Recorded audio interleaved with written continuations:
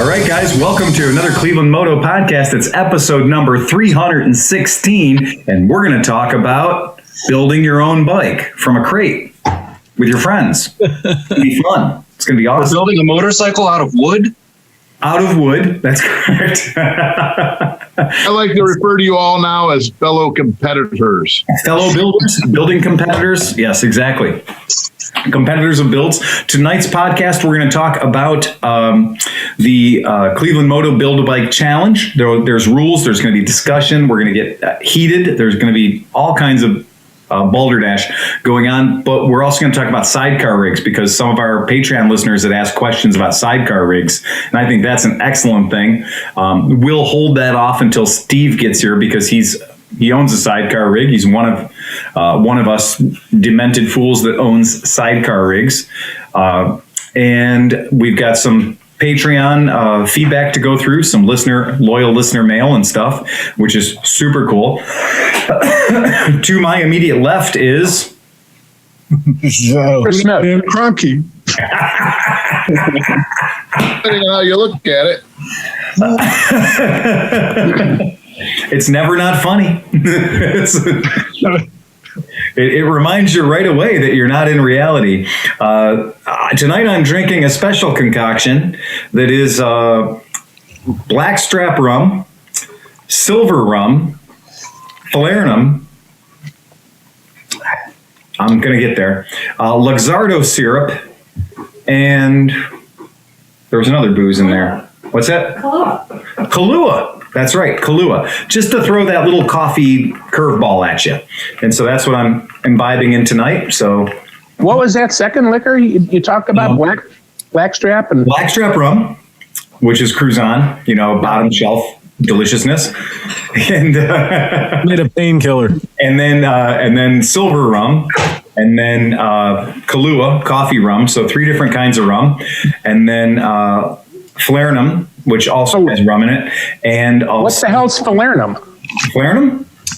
Sounds like something that comes out of your throat.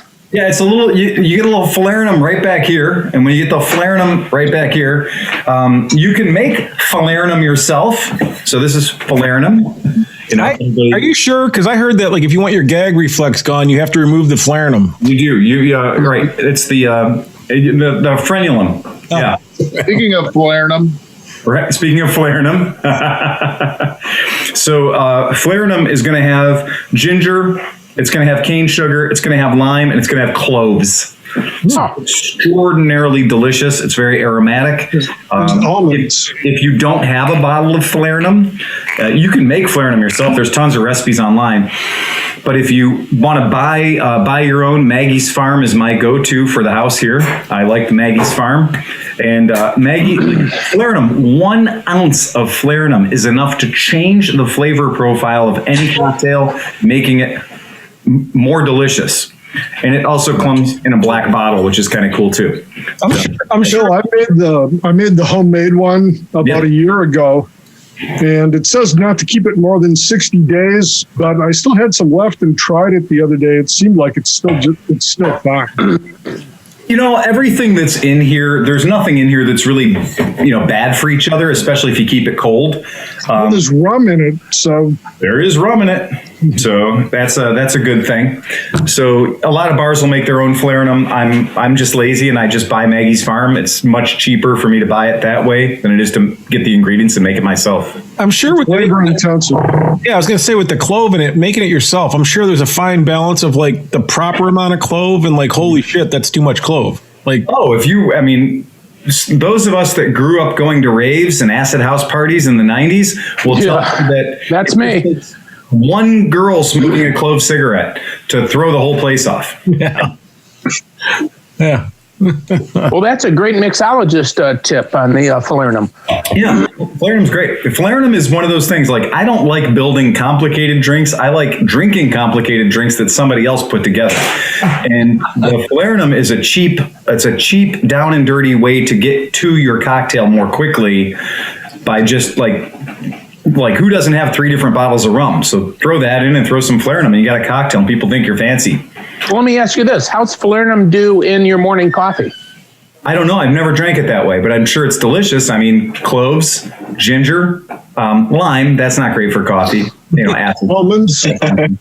But you can try it sometime. I mean, one time we sat around after a rally. We drank Kafka, which was equal parts coffee and vodka. Don't recommend it. No, Chris, I've heard that Flarenum goes really well after you brush your teeth. That's like perfect. That is a waste of Flarenum. That is absolutely a waste of Flarenum. But we drank fast Mai Tais, like, again, the fast cocktails, like the idea of a fast cocktail.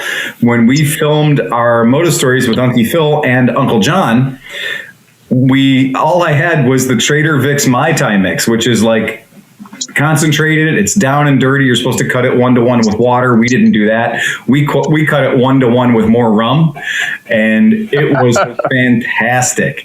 It turned out to be the perfect fast cocktail. And after the third one, John actually was commenting how delicious they were. Well, I think he started out commenting how good they were. Yeah, there he is. Yeah, they were stuck for Yeah. We just had to switch over. We switched over to Steve's Wi-Fi on his phone. Very good. Those things were delicious. Keep them away from me. So it is that kind of thing. I'm not going to the bar. I'm not drinking anywhere near as much as I used to drink, right? But I am, I'm just kind of keeping the pacing up. We're trying to try to keep the liver in condition. So it's a good thing. So just some little comments from people that are out there in the world. Ben is fantastic. Ben Big is one of our loyal listeners and just feeds us information all the time. And he said Yamaha has trademarked E01, the E01 nameplate for an upcoming e-scooter. And if somebody wants to pull up the graphic, an image of that, it's out there. Ride Apart ran the story. And again, this is one of those things where I applaud them for not just looking like every other fucking electric scooter. It's kind of neat looking. It does. Just like I feel about the Cybertruck. If it's going to be an electric truck, make it look like the future. And this electric scooter looks like the future. I like it. I'm a fan. So I don't know if the little thing on the front, if you flip the little thing up in the front to see the headlight, I feel like that's like one of those USB port covers. And if you want the headlight to come on, you just flip that thing out of the way. Well, most of the R1s have the headlights down in these little duck looking. That's what I'm guessing it's going to be. Yeah. Yeah. But the seat, look at it. It looks like a sock or something. Like it's like it does look like it looks like somebody's happy sock was stretched over all the. Steve says it's odd, but not in the way that he likes it to be odd. Right. So he's not sure. I do think that it's hilarious that it has literally slick racing rubber on it right now, which is pretty funny. It looks like Chappie could ride it too. Like it looks like something from like District 9. It does, yeah. But I do agree that as far as I'm concerned, that looks like an electric scooter. What's the seating capacity on that thing? 14 in Vietnam. Yeah, DC brushless motor, lithium ion. Well, look at that center section. I'm sure that's packed full of batteries. Yes, absolutely. But it's a fixed battery, though. That kind of sucks. Like you can't just get a replacement or have another one laying around or something. Yeah, there's a lot of stuff. If you look at what Kimco's done with their mobile batteries. Yeah, that looks good. Looks like some of my wife's workout gear. It looks like they stole one of my wife's merino wool. Yeah, exercise togs, everything. Like the knee area is all fabricated. I like that. The absorbent panel sections. I like that. Yeah, I'll admit it. Oh yeah, that's not awful. That does look like the future, right? Oh, that's the charging port, Phil, in the front. That looks to me like a standard. That's a standard 1772 J charger. That's all that is. So that's the charging port right in the nose. So you put the electricity right in the beak. Dude, oh wow! I like the completely unnecessary shark fin on the back. Yeah, electric vehicle. For stability. I think it's dope. Oh, there's the headlight. Look at that. Yeah, there's that light. Yeah. It does look like the future. Whether or not I'm into it at this point, It's all chrome too, huh? It'll look good in the back of a Cybertruck. It would. Yeah. Yeah. Oh, look, they have multiple colors, I think. I think you're right. Yeah. Let's get I more. want to see 7 of 9 on that. Yeah, that's exactly right. Yeah, there's that. There's the whole deal. So that's cool. I appreciate that. That was all right. Yeah, so that thanks to Ben Big for that, because that's really cool. He says it does remind him a little too much of the Ego lawnmower, though.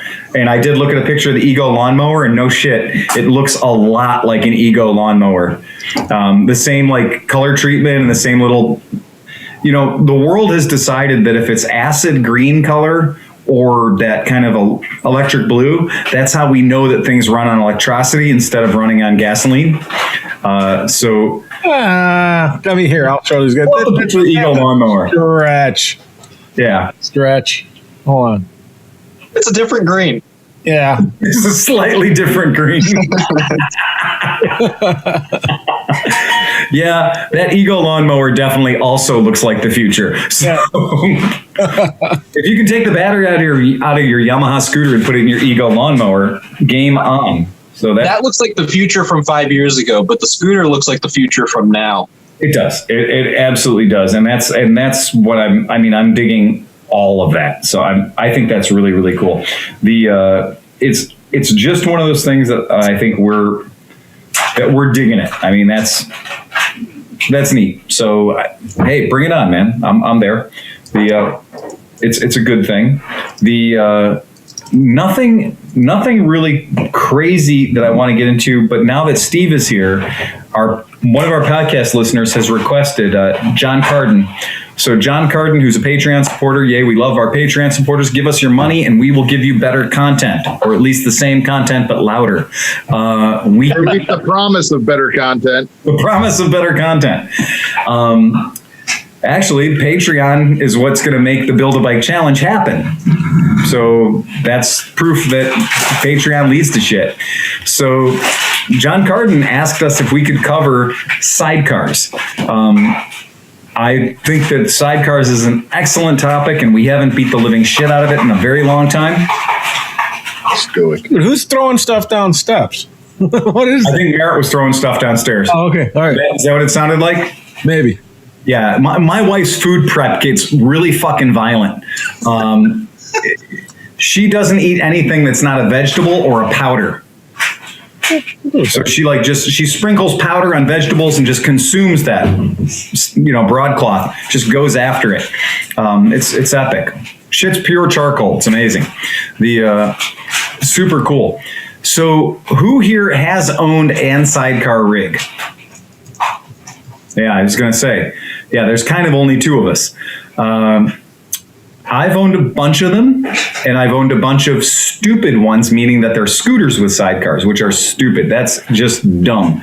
That is the height of the stupid ladder, is when you've taken an underpowered vehicle and added a very, very heavy thing to it. Steve, you've got the Ural, right? I had two. I had the 750 and the 650. Okay, all right, yeah. I sold the 750 because I just didn't like riding the 750 because it sounded like the transmission was a box of rocks and you were just shaking it the whole time. I couldn't stand the noise. So I actually like the 650 is probably the same transmission, but a different Ruski put it together. So, I mean, maybe they didn't put in any spacers or something, so the gears were like, but Your first one It was built in the wrong mountain. It wasn't built in the Urals. it was built on Friday at like 4:59 on National Vodka Day or something like that. Everybody had just gotten their ration of vodka for the week. Right. A gallon of vodka. I mean, I like the way the 650 is awesome. I love that bike, but it also came, but it's also a black and white, which I like two-tone color. I mean, I like the color too. So I like everything about it, except the fact that when you hit 61 miles an hour, you feel like a noose went around your neck and they're just getting ready to knock the chair out from underneath you. Okay, so I guess that's the first thing we should talk about with sidecar rigs is they're not fucking fast, right? So You take any motorcycle that you like and put a sidecar on it, and not only are you adding up to 100 pounds of weight, but you're adding all this drag. So you're adding a ton of drag, aerodynamic drag, and actual mechanical drag, and you're adding it all to in our case here in the United States, to the right side of the motorcycle. It's definitely not a performance accessory. Oh, fuck no. No, it's not. And I don't care if you like, what is it? The guys from the Wheel Nerds, the guys from the Wheel Nerds podcast, they've got I can't recall whether he didn't have maybe it was a Hayabusa with a sidecar. But anyway, big fucking bike, big fucking motor, sidecar rig. And that's that kind of a thing where you're like, well, shit, now we've got enough motor to not have to think about the sidecar anymore. And that's about what it takes. That's about how much you have to commit to it to get the sidecar rig to become invisible. So except it's not, because you have to turn sooner or later. The guys on Twitch are agreeing with Steve. What do you call it? Led Cubby said he also has a 750 Ural and it's loud too. Yeah, well, I mean, and that makes you wonder, is just like, does the 750 transmission have teeth not where they're supposed to be? Like, are the teeth just running around the bottom of the motor, the bottom of the transmission housing? Because it's got a flywheel set up for a starter, which, I mean, I don't know how that equates to the transmission, but the 650s didn't have that. They had I have the 1 year and probably the only one that's left, because I took the starter was malfunctioned on it, but the starter ran off the cam gear, and it was a starter, like a starterator, like it started the bike on the cam gear, but it also acted as the generator once it started. Wow. So they all exploded. Except for it's a 98, so they all exploded, and then in 99 they came out with a starter and a ring gear. But prior to that, they were all kickstart. 98, they had that huge starter that grenaded the whole engine, and then they went to a regular starter. So what you're saying? I have an old school 135 watt alternator on it. Look, man, if we were talking about a motorcycle from the 1930s, legitimately, if we were having a discussion right now about a motorcycle from the pre-war era, all of those things you just said would all hold true. In fact, a lot of European motorcycles I worked on that were immediately post-war, and old weird NSUs and old weird Italian stuff, they loved the starterator. They loved that entire concept of like, look, it does two things. It starts the motorcycle, but it also charges the motorcycle. And the fact that Ural was still kicking that shit down the street in the 90s or the 80s, it is one of those things that reminds you about what having a Ural motorcycle is. That's the nature of it. Hey, Dan, how's that charging starter dynamo working on your Yamaha CS5? Last time I tested it, it was like 1.5 volts it was putting out.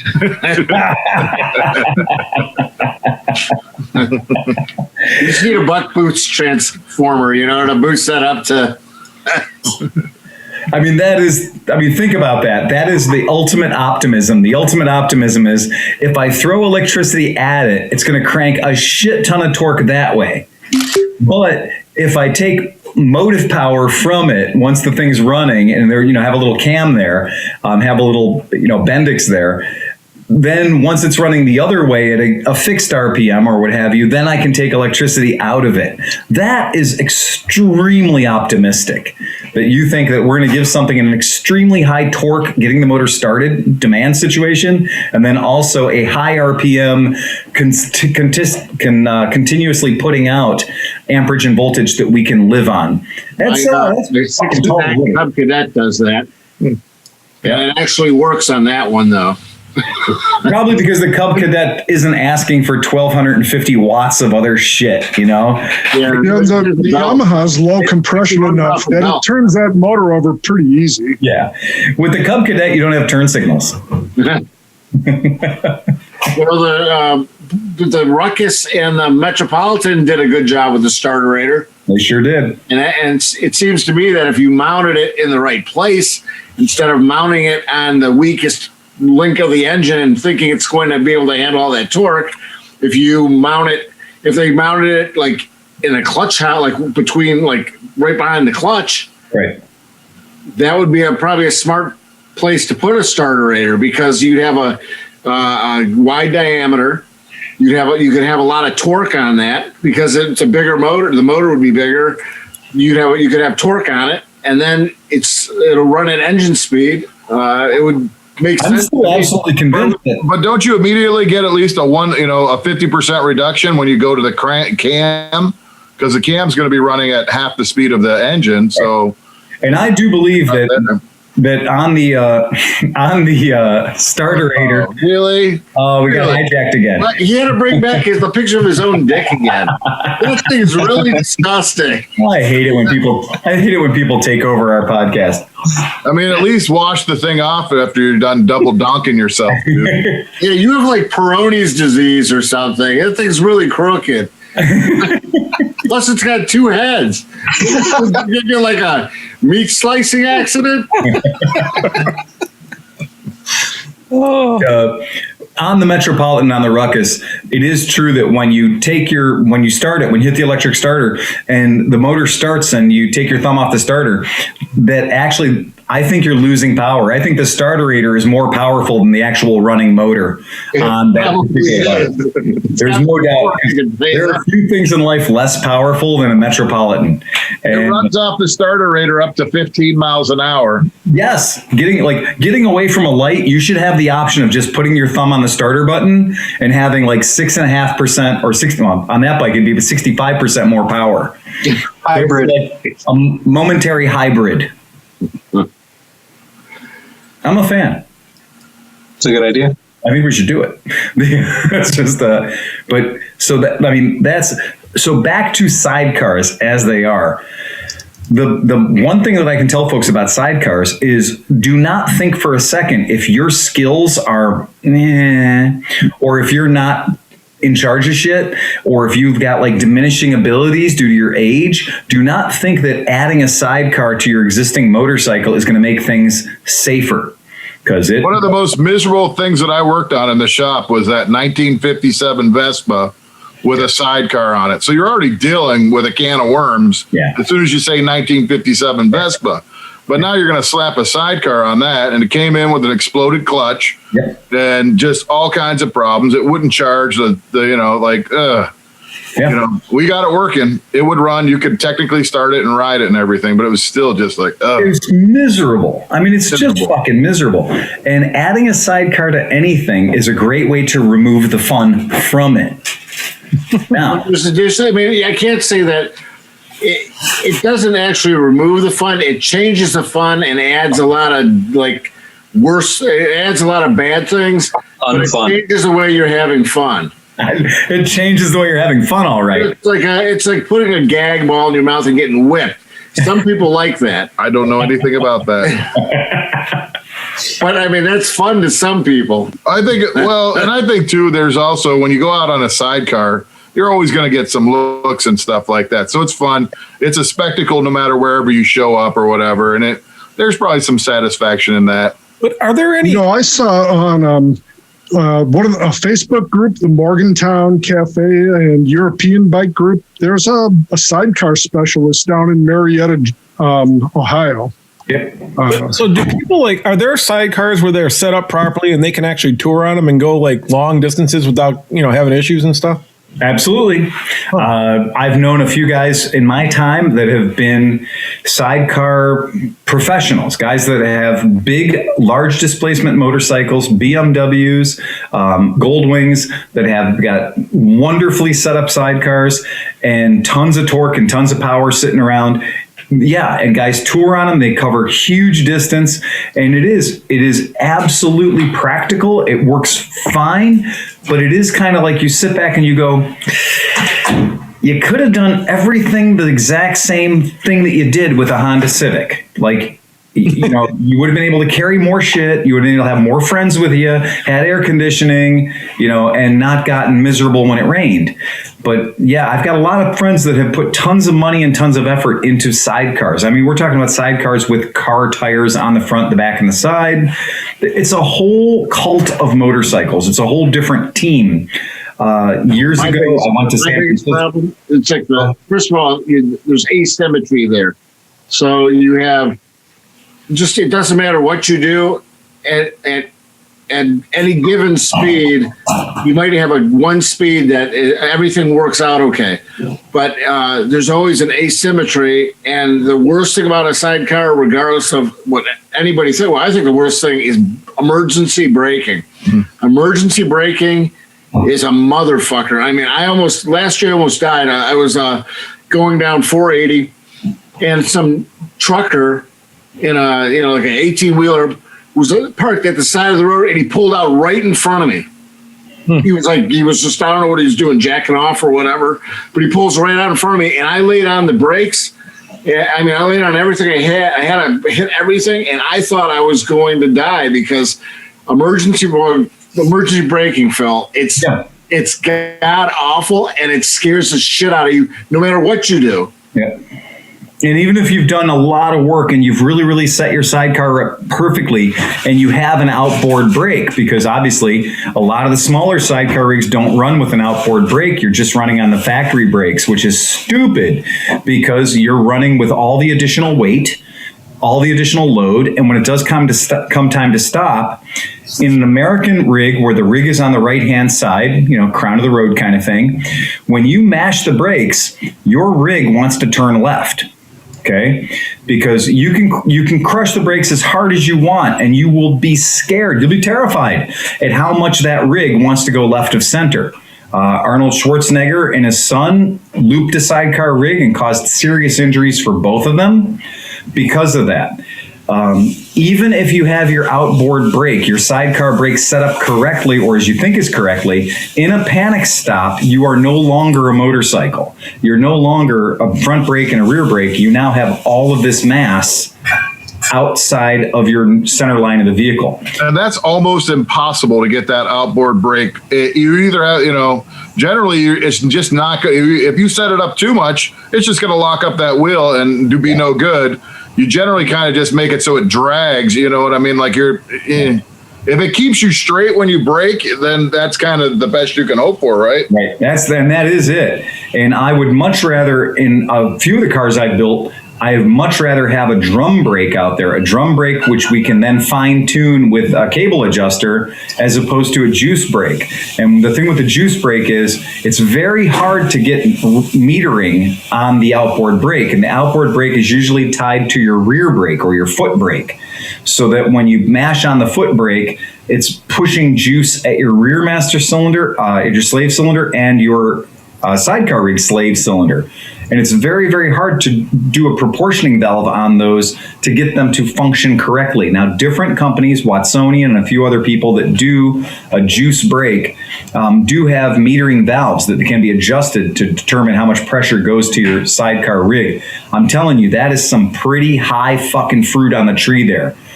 You got serious wallet if those are your problems. Well, I adjust mine like the sidecar loose. Mm-hmm. So that when I'm braking, like under like minimal braking conditions, it's just the motorcycle brakes that actually catch, and then the sidecar brake is in the position to catch with a little more rear pressure or a little more rear brake pressure. Right. And then if you get into an emergency situation, you can mash down. But I mean, if you're not standing on the back brake, right, you're not going to lock that side one up. It's just going to break. Okay. But if you stand on it, that's when you have a problem. If if it's uncontrolled or unanticipated that's when it's really scary. The problem is it can never happen at the same rate because you're attaching that cable to the pedal in most cases, and there's a different rate. There's a different hub on the bike than's out there, and it's always at a different rate. So no matter where, there will be a sweet spot where if you push it in a certain place, it works good. But it's never going to be perfect. Not on the Ural because everything's the same. The front wheel brake and the rear wheel brake and the sidecar brake are exactly the same. Well, that helps, I guess. So the weight of your passengers always changes. So it's really one of those things. It's like, okay, when that truck pulls out in front of me, or when that kid chases the ball out in front of me, am I going to have an empty sidecar? Am I going to have a 150-pound passenger? Or am I going to have a 250-pound passenger? And it's all going to make a tremendous difference in what happens. So when emergencies happen in a standard motorcycle, that you're going to get a predictable result. When emergencies happen in a sidecar rig, shit gets weird super quick. So you got to chill the fuck out when you're riding a sidecar rig. Hey, this is for Smith. Sin City Dave on Twitch sent over a thing and said, make sure you check out The Flying Dutchman. And The Flying Dutchman is a movie about they stuck a sidecar on a Janus and tried to go across the country, but I guess it didn't go that well. Whoa. Wowee. He said they bought a Honda a little bit afterwards and just strapped it onto that. I would rather have a sidecar on a CB 175 than on a Ural, than on anything. I give me the smallest Honda, and I know it's not going to die on me. Whereas with Urals and stuff, I mean, I've heard of stories of dropping a valve halfway to Labrador and stuff like that. And don't rip on my bike. I love your bike almost as much as I love you, but it has weaknesses. I have the thing down. It'll one kick start.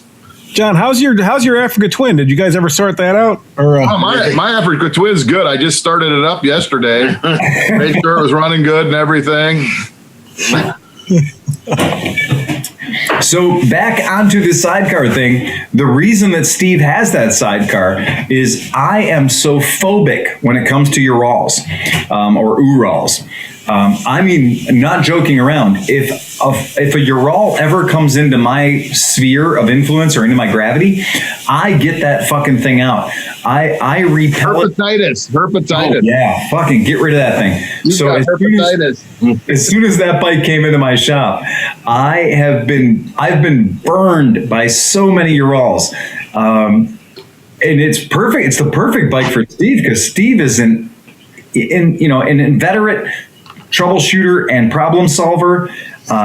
He's just, it's insane what he's willing to do to get into it. That motorcycle had a car battery in the sidecar and 760 feet of white extension cord wire was all the wiring in the bike. Cut out the voltage regulator, they cut out the alternator, they did everything. There's nothing left of the wiring system. It was junk. I mean, that thing was a disaster. And when it showed up at my shop and we took a quick look at it, the best thing I could do was just be like, Steve, would you like a Ural? And it was one of those things like, here's the bike. You can pay me whenever. That's less important. The most important thing was getting the bike out of my shop. And the space. I mean, the space of a bike and a sidecar, it's like having a small car in your garage. Yeah, it's wider than a lot of small These fucking asshole nut jobs that have these sidecars are fucking, they're just out of their fucking minds. Well, you need a lot of space and work to keep it.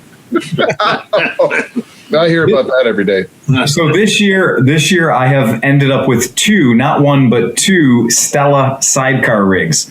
Now, this is my own fault because I sold them back in 2002, 3, 4, 5, and 6. So it's my fault. I put them on Earth. I put them together. I released them into the wild. And as you do, the people who bought them move on, right? They wise up or whatever, or they trade them in for a hover round. The long and short of it is now I have two of them, and like the one has 1,800 miles on it, and the other one I think has 2,600 miles on it. So they're both back, and they're both going through reconditioning right now so that they can be foisted back onto the general public again, so somebody else can have fun with them. The only sidecar I have any attachment to is Barney. That's one that I kind of built, and it was a cool one, and it's got that's a family member. And Barney was a purple sidecar that we did with the help of the folks at Dayglow. Yeah, and Dayglow had come up with a special kind of paint, a flip-flop paint, and they had spent an absurd amount of money painting this bike to do the show circuit. And then John and I, and we went crazy building that bike. I mean, it started out as a scooter. We had to build it, tear the scooter down to nothing, send it out, get it painted, and then taking all the trim work off and having to put it all back on and everything like that. It was pretty involved, but it was rewarding because it was cool when it was done. We overbuilt the living hell out of that bike. I mean, that bike it started like with 150 cc's. It ended up with 200 cc's. It ended up with everything bigger, everything stronger. We made the clutch stronger. We made the transmission stronger. Like everything on that bike was built up, and it would run on the freeway with a passenger in it at over 60 miles an hour, which is a hell of a shake for when you think of Vespa with a sidecar. What happened to it? Yeah, it was a real sporty, real happy sidecar rig. So it's still out there in the world. Do we know where it is? It is still out there in the world, and we do know where it is. But unfortunately, the owner who owns it loves it and has no inclination of selling it whatsoever. So that's good. Right? I'm glad it's being used. What I'd like, I mean, not that it's the sidecar's bad, but I'd like to get another Ural with a solo. Yeah. I mean, just to see what it's like to ride. So, I mean, I could take my sidecar off. I don't really want to because it's set up so well now that it doesn't pull. I mean, it's perfect on the road. I have it set up, and I'm afraid that if I took it apart, that I would have a bar adjusted like one thread too much in or something, and I'd have to fuck around with it for like 10 years to get it back to the way it is right now. So, and that's kind of the big problem with the sidecar is you can't just be like, you know what? Boom, I'm going to throw the sidecar in because I want to have the sidecar in. And then like, oh, but tomorrow I'm going riding with my buddies. I want to go solo. There's no easy transition from solo to sidecar. And everyone thinks there is. Everybody is convinced that you can buy a sidecar rig for your motorcycle and pull one quick disconnect pin and the sidecar will come off and you can proceed gaily forward with your two-wheeled motorcycle and have fun and enjoy life. And then later on, 2 weeks, when you want to take the kids to this, parade or whatever, you can slide up and put one pin in and go back out and enjoy your bike with sidecar rig. I have built bikes for people that were to that standard. I've built people that were like, it has to be quick disconnect. And what I can tell you is I learned a lesson. There is no such thing as quick disconnect. If you're going to build it so that it is relatively quick disconnect, like build it, the way I built it was everything looked like a class 2 trailer hitch. So everything was like a class 2 trailer hitch. There's quick pins that went in. It is just the sloppiest, shittiest, everywhere, nothing's good. Jankety as hell. I mean, every time we built a sidecar, it was like at least an hour of two of, okay, now you've bolted it all together. This is your rough thing.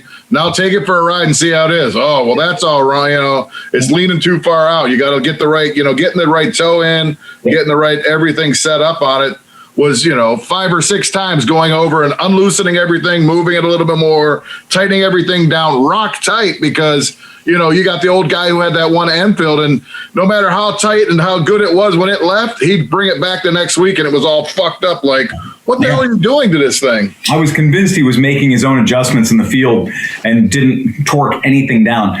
And there are many books about sidecar riding and sidecar building. There's one book that jumps to mind. I think it's Proficient Motorcycle Sidecars or Sidecars. It's, the Sidecars by George book. That's critical at our shop. If you buy a sidecar rig from us, we're going to build that into the price of the sidecar.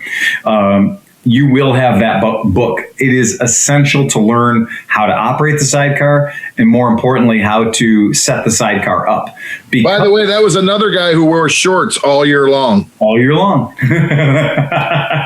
So say you're not dissuaded by everything we just said. What would be the best entry-level way to get into sidecars? I would recommend going big. I would recommend going big because actually in sidecars, bigger is cheaper. Go figure. It is harder to find a cool little California Friendship 2 small sidecar with a 400 or 500 cc parallel twin hook to it. It is harder to find that than it is to find a 1976 Goldwing with a big fucking honking heavy sidecar on it. I got Nick set up right here. Check it out. There you go. Oh, there you go. Oh, yeah. Yeah. That's all you need. complete with gamer chair. Yeah, right. Yeah, they're that when it just comes right down to what I'm going to want to have to learn and to kind of understand sidecars, it's better to go big and heavy. So big and heavy is going to be your friend every single time. You get a small bike like a CM400. I know there's one right now on Facebook Marketplace for like $3,500. You get a CM400 Honda, and then you get the little small sidecar to go with it. The bike is not really in charge of things. The sidecar is too much authority, and you're going to have a hell of a time controlling it. So going with a bigger bike where the ratio of the weight to the motorcycle and the rider is higher than that of the sidecar and the monkey, the one thing you never want is you don't want your sidecar and your monkey to weigh almost as much as the bike and the operator does. That's a problem. So yeah, we definitely want to make sure that if you're going to start with that. It's really, really easy to buy a sidecar rig. It's really, really hard to get to be proficient with it. And then once you are proficient with it, it's really, really hard to sell it, because the type of people who try to buy sidecar rigs are extraordinarily, like, you think these guys are all like ancient masons. They are chiseling you harder than you've ever been chiseled before. And they know you want to get rid of the fucking thing. Otherwise you wouldn't have it listed. Like, hey, you want to sell your sidecar?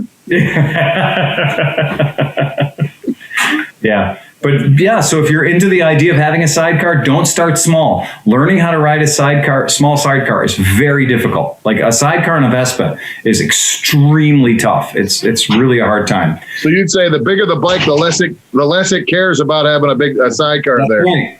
I don't know if you guys remember, years ago we did a photo shoot and I was trying to train Dustin how to ride my Royal Enfield with the sidecar. And after about an hour in a parking lot, Dustin just couldn't grasp it. Like you think Dustin, who's a really, really excellent motorcycle rider, a fantastic motorcycle rider, you put the sidecar there and it just fucked him all up. Like he couldn't do it. And because when you go, the bike wants to make a right-hand turn because the sidecar is mass and the bike is taking off around the mass.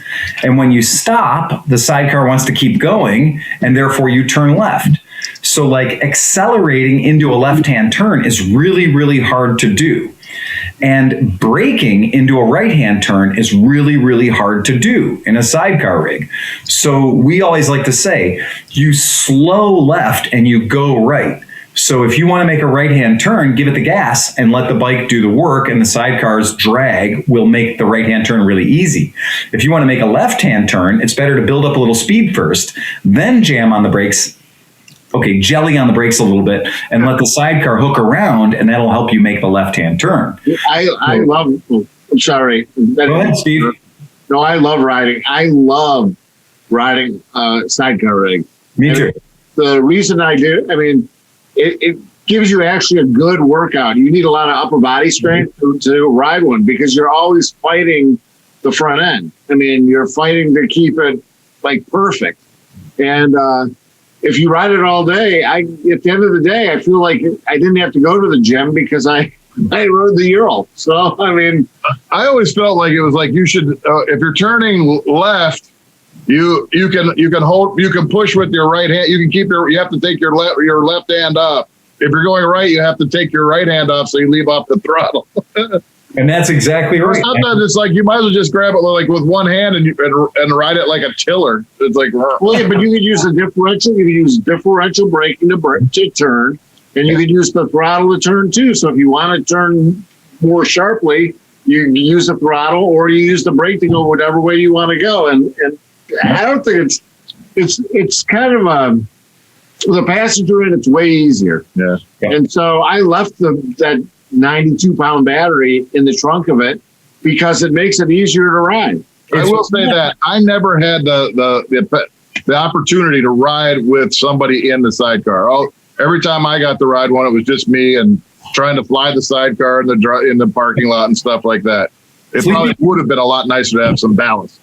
Sleepy, can you look up El Caucho, like ELCOUCHO, El Caucho? El Caucho is our friend Alex Tassi, who is a genius. I would like to say he's an evil genius, except he's on our side. So that's great. He's a super scientist, and we love Alex. He is a man with a plan and a van, and you cannot ask for much more than a man with a plan and a van. And Alex builds the coolest shit in the world.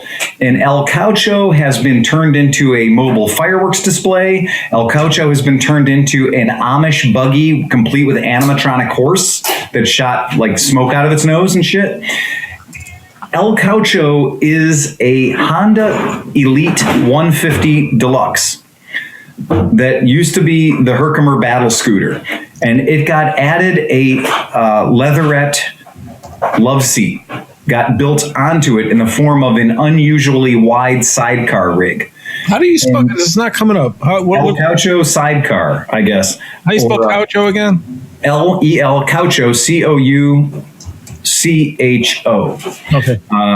So Alex built this thing, and when he shows up, like he has it all designed, and it's all designed to be knocked down.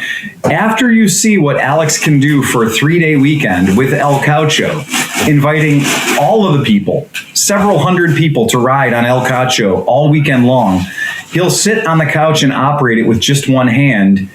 You will buy every Honda Elite 150 you can buy because that thing is stock. There it is. There's El Caucho. So that is El Caucho. And El Caucho has been many things, but mostly it has been fun. And he has set, if you scroll down a little bit, you might see El Caucho and its fireworks display. It was designed to shoot flaming balls, which we actually made a patch that says El Caucho shoots flaming balls that you can purchase. Alex set those up. But El Caucho, that rig is perfect, rock hard. I mean, that is NASA quality right there. And I'm convinced that if you wanted to go cross country on the TAT, that El Caucho could do it, because Alex is very careful. And even though it looks like it's all fun and games, it's actually been well thought out and well prepared. So it has so much leverage. It's very stable. It's incredibly stable, but he rips that thing around band camp, at 45 miles an hour sliding sideways while he's sitting in the chair. So he's sitting on the couch operating it with one hand and never loses control. It is shocking, but it is a result of goddamn good engineering. And it's a solid twice as wide as it should be, easily. Oh, yeah. So very, very cool. And, hats off to El Caucho, because that's what happens when a guy with a hell of a lot of good ideas gets together with a group of people that worship little tiny stupid motor vehicles, right? So yeah, El Caucho, Alex Tazzi, way to go. Rock on forever. I had a boat trailer and I hooked it onto my C70. Yeah. And I had to pull it from my friend's house back to my house. So I was riding along with the boat trailer attached to my C70. All the people are like looking at me like, what the hell? What's the legality? Is there any legality to that? Like, if you have a licensed trailer and you have some way to hook up the lights, I mean, like, is there anything, right? I didn't have the lights hooked up. They can't write rules about everything. I don't think there's enough. I don't think there's a half a watt reserve on the passport. So, I thought I needed insurance for that little motorcycle trailer, and whenever your insurance is whatever the car or whatever you hook it to. Yeah. So you're insured as soon as you hook it to a car. Yeah. And like we've all with sidecar rigs in general, the biggest thing with sidecar rigs is it tends to teeter on that fetishy kind of thing about the motorcycle world as a whole. Sidecar rigs are that game. You're getting into something weird. It is fun. It's a challenge. It's an absolute challenge. I talk shit on sidecar rigs, but if somebody could find me the Kawasaki KLR 650 sidecar rig that was built by Hayes Diversified Technologies to be an M60 machine gun mount for anti-aircraft applications on the side of the M1080 military motorcycle that John and I have, that is the exact example of why a sidecar would be perfect. And that thing's got a hinge in it too, so the sidecar folds up for storage. So like when you're putting a bunch of these motorcycles in the aircraft, they don't take up as much room. And then when you get it out on the battlefield, you flop the sidecar down, push the pins in, and get your crazy buddy out there to, get some, baby, get some. And that guy's just going to run that M60 while you're on the KLR 650. That's a G.I. Joe fantasy world that will never actually ever be played out ever in combat. But we're all going to do it when we get drunk and we have too much property on our hands. If you get the sidecar, I can hook you up with the guy and the property and the M60 and everything. We will do that. Again, all we got to do is get the sidecar, which it's probably way easier to just retro engineer the sidecar from pictures of the M60, sidecar mount, the M60. You can steer by firing the gun. What's that? You can steer by firing the gun. Oh my God. And like that's your brake. That's your outboard brake. Pop, pop, pop, pop, pop. Yeah, it is not even screwing around. When you see the picture of it, it's hilarious, and you just immediately know that you're like, yep, I need to have that. There's no doubt at that moment you got to have it. I don't know if Steve can conjure up that image, but I did find a sweet picture of McElfresh just rocking his KLR. Check this shit out. Look at this thing. Oh, here we go. Oh, look at that. Yeah, that's pretty impressive, man. That's when I was down at the Clear Fork. Okay, yeah, that's what I thought. Cool. Yeah, all right. Yeah, I mean, that whole rig, like the military KLRs in general, it's just it's very cool to begin with, but it is the idea of taking that particular motorcycle and having a M60 mounted to it is just insane. That's where good ideas go to die. But yay, more power to us. That's almost as crazy as having a Vespa with an anti-tank gun on it, bazooka on it. Yeah, the old ACMA TAT, 75 millimeter recoilless rifle mounted to a Vespa. That's probably every time somebody gets into Vespas and they realize that thing exists, then it's always just a matter of what the shit. And a buddy of ours, Dave McCabe, built a replica one with a potato cannon in the middle in lieu of the actual 75 millimeter recoilless rifle. So super fun. Yeah. But yeah, so that's all out there. That exists in the world. So, those things can be had if you have unlimited budgets. So yeah. So yay, big fun. One of the guys on Twitch just was talking about how, we should get some of those things with paintball guns. Then think about that. 125 at Steve's compound. You have to have a partner on the sidecar with a paintball gun. That's brilliant. I mean, that's fantastic. And again, there will be collateral damage, no doubt about it. Yeah, there is no doubt that you're going to have collateral damage on that. I'm trying to find that picture just because I think we need two SR125s mounted together like this. So one guy rides this way, and then the other guy rides this way, or you both go like this and just go around in circles. Zero-turn motorcycle. Unless you get a merry-go-round and mount it on the exterior side of the merry-go-round, and do you ever see the video when they put the motorcycles or scooters on their side and they kick it onto the merry-go-round? And yeah. Yeah, and they just propel some little kid from London at 9,000 RPM off of that thing. Yeah, and it's a stolen moped. It's a stolen scooter anyway. So, so there's no doubt about that. Because it'll survive. Yeah. So anyway, back to our podcast at hand. We do want to talk about the biker build-off or the. Can I say one more thing to go ahead. The sidecar? I would not discourage anybody from having one. Because I love it, but I would just say think before you leap. Yeah. And maybe watch some videos on it and watch the videos of the fails, the sidecar fails, and then and if you could live with that, then go for it. Well, one of the things that used to happen at the shop is people would want a sidecar because they weren't experienced riders, and they thought that it would be easier to manage something with three wheels, and it's exactly the opposite. It is absolutely the opposite. Right. Yes, people will flip them. You bet your ass they'll flip them. It's a very, very easy thing to flip in a right-hand turn. extremely easy. And in fact, it's shocking to people how easily the sidecar goes up in the air, even with a passenger in it. And any bike can do it, even a Vespa with minimal horsepower. Yeah, you can eat shit real fast in a sidecar rig. And once it starts getting away from you, it is almost impossible to get back. I mean, it's really the kind of a thing that, and there's no light duty. There's no like, it's a minimal injury. It's it's not going to be that bad. No, it's really, really bad because your head gets catapulted into the deck every single time. When a sidecar goes out of control, it gets super ugly, super fast. So you have to actually jump into this. If you're riding the bike, you have to dive into the sidecar to save yourself. And I've had to do it a bunch of times. I've had to put myself in a position where I knew that it was either I was gonna save it or I wasn't. I have gone over the handlebars in a sidecar crash. In a parade?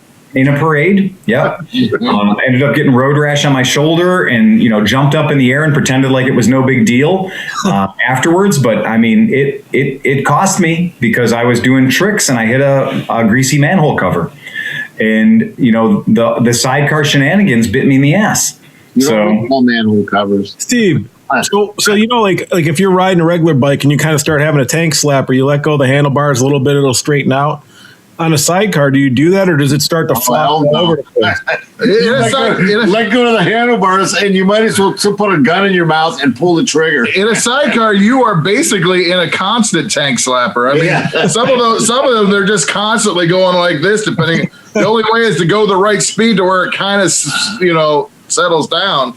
That's an excellent point, you guys. Thank you. I mean, you're right. So tank slapper. So a sidecar is permanently fucked up. Okay, so the motorcycle wants to go straight, but the sidecar wheel is permanently creating drag.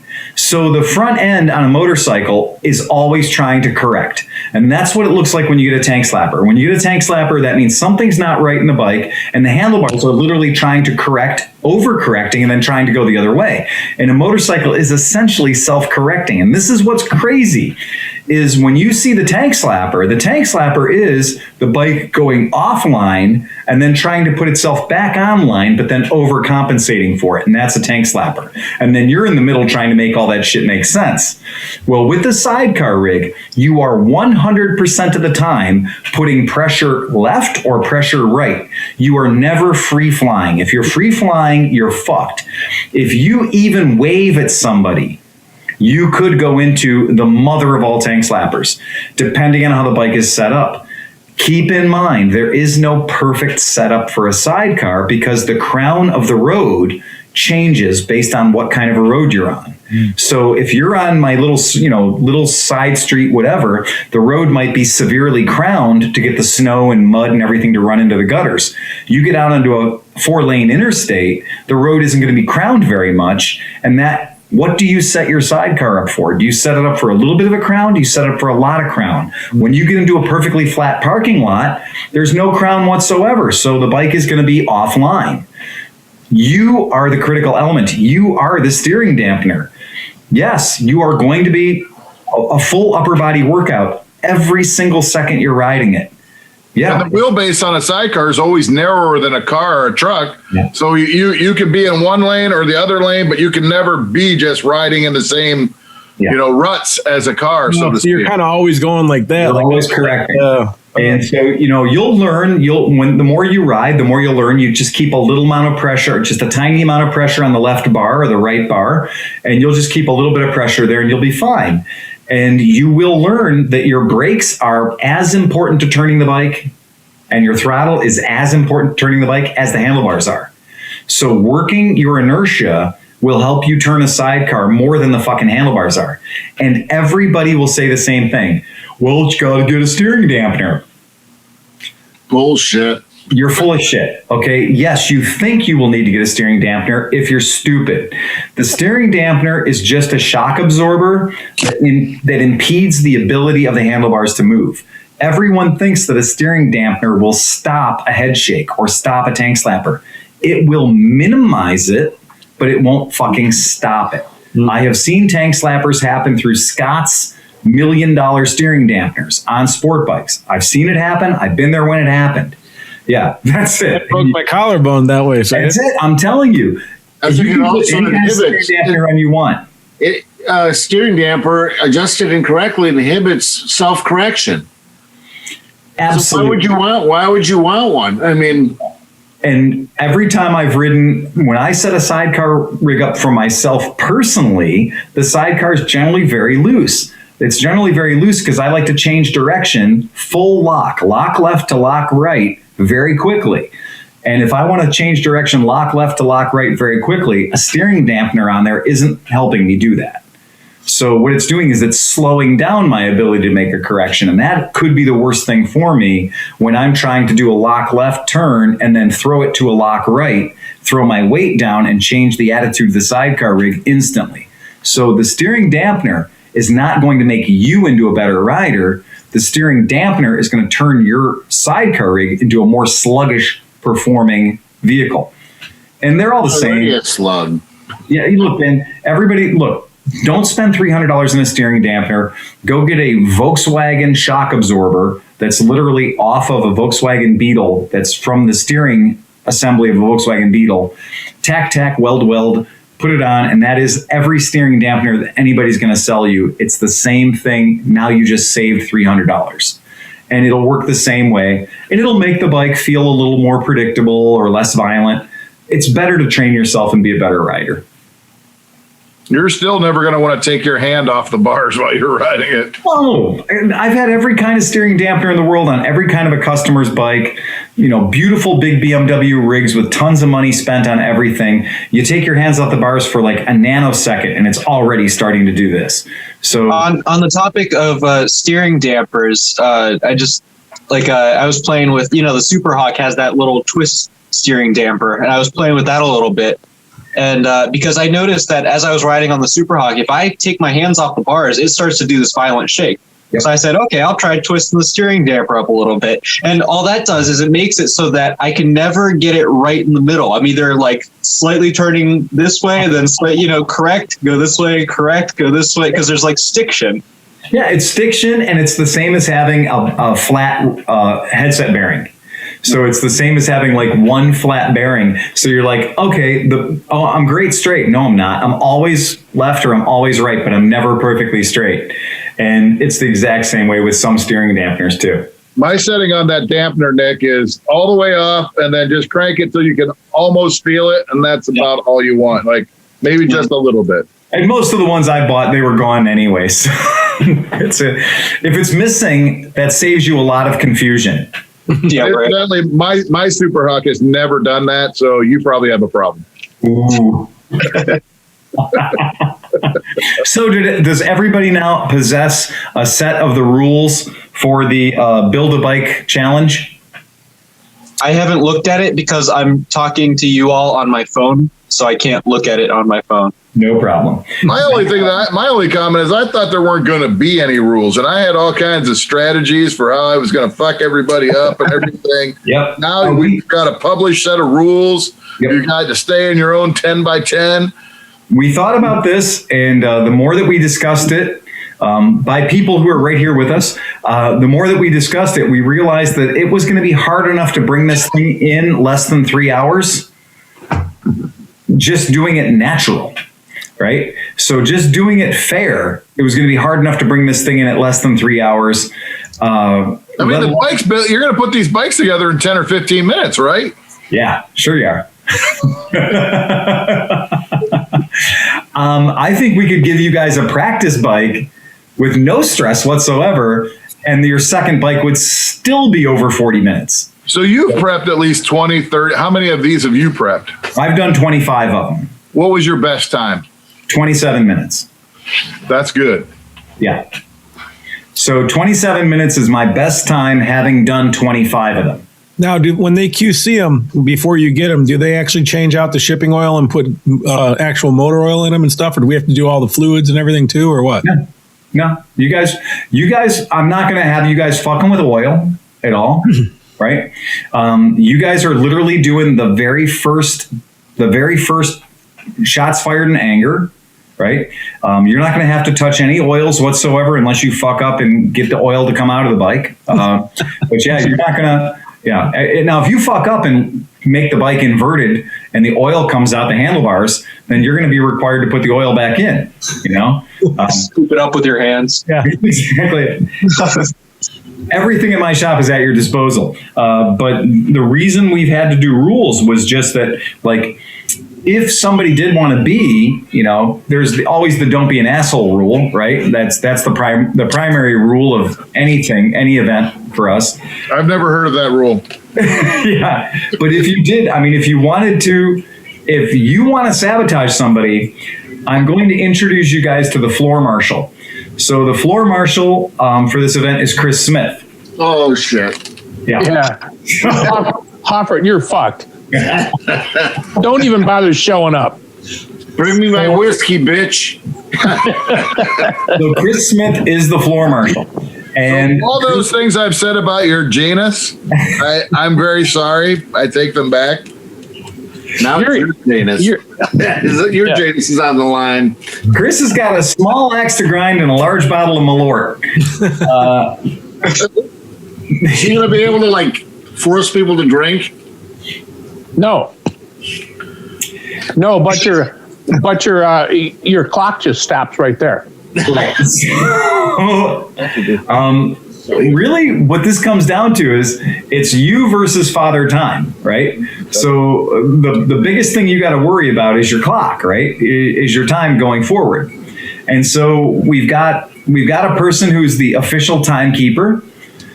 So that person's going to be keeping track of everybody's time. And of course, Chris is going to be there to do two things. Chris is going to be the most important person in the room because he is going to be the person that helps you when you need an extra set of hands. To keep things fair, the extra set of hands in the room is Chris. Okay. And look at these big soft hands. No matter. Hold on while you have them there. Well, that is an important part of what's going on. Is that remember that Chris is the official tool handler. So all the any tools that will be handled during this build off will be handled by Chris. He will sterilize all the tools, and he will distribute the tools to the tools, and he'll be sterilizing the tools when they come back. I've heard you can sterilize a tool pretty well. Exactly. So. I have my ways. My tool's been sterilized for years. But that's a big deal. Is that Chris's part in this is going to be as a floor official, very much like a hockey game. He's going to be there in the pit with you guys, and if you need something, what I've done is I've set up 2 tool carts. So I've set up 2 tool carts that are pretty much identical. And they have every tool you would ever need to build one of these bikes. I've gone through it and I made sure that they're all there. I am strongly recommending that you bring your own tools that you know and love.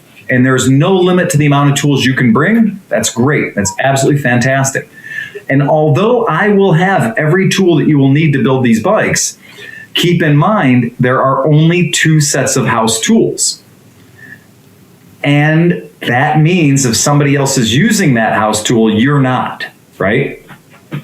And it's up to Chris to make sure those tools get distributed. Chris is not going to leave your side until you're done with a tool and you hand it back to him. And he's not going to give you another tool until you give the first tool back. So how's Chris going to handle 2 different tool carts at the same time? Because I'm handling one of them. Oh, okay. So you've got to be proper fucked in order to need me to bring you a tool. So things are going to have to be properly fucking sideways, and it will slow everybody down if I have to get involved and deliver a tool. What's the penalty for having to ask Phil for a tool? It's 1 shot, 2 shots, 3 shots. How many shots? It's so Chris is going to be the official decanter So, yeah. The Malort Fairy. He's going to be the Malort Fairy. Oh, God. And he'll be roaming around handing out penalties as he sees fit. Now, it's up to Chris whether you get a Malort penalty or whether you get a time penalty, right? And so he'll be the judge. And once again, he's the judge. If he says it, it's fucking concrete. I didn't see anything in the rules about bribing the judge or paying the judge off. Is that something we can do? You've seen Absolutely. Bring cash. You've seen these rules, right? Yeah. These rules are well reasoned and insightful. And if something is not in those rules, there must be a reason for that. So, again, I've given you 10 rules, right? There are 10 rules. Now, if you want to bribe a judge, that's entirely up to you. Those are your ethics. What would it take to get a Stroh's penalty? Well, a Stroh penalty, that may come into play. I'm going to tell you, don't think we haven't thought about busting out those 2 bottles of Stroh we have sitting at the shop. Because nothing gets things fired up like lighter fluid, you know? So that'll get the ball rolling any way you slice it. And Sin City Dave says, how many glasses of bourbon will be in fill at this point? Remember, there's quite a bit of time put to the setup of this too. It's not just, this is high theater. There's going to be a lot of stage hands, gaffer tape, and all kinds of shit going on. So yeah, this won't be just lightly thrown together. So every builder, rule number 1, each builder will work alone on the bike that they randomly selected. We have a system for that. The bikes are all identical aside from color. John was asking, yes, there is a black one. Okay, so there's a black one. They are all factory sealed. Nothing has been pre-opened. I think you've all seen the shop. If you haven't been there, you've seen these bikes are literally still stacked, hermetically sealed, the way they left China. There's no trickery. We're not doing anything to make life harder for you at all. We haven't added or taken away anything from the crates. So you guys are all getting the same one. We're going to have a challenge there on the opening gun. We're going to have a special challenge to determine who gets what bike. Somebody's going to win the first challenge. That person who wins the first challenge will get to pick their bike. They'll get to pick their bike, their color. It's the only person that's going to get a pick. Everyone else is going to have to take what's left over, right? It'll be totally random except for one person. One person will get the ringer, as we say, the ability to pick their own bike. Bring your own tools, we said. They got to do that. We're going to have 2 sets of tools provided. That's fine. Chris will be controlling the access to those tools, so no shenanigans. If you are caught giving him any shit, he's going to give you a penalty. He'll either give you a liquor penalty or he'll give you a time penalty. It's up to him to dole out either one. You will not get another tool unless the first tool has been returned. So think about that.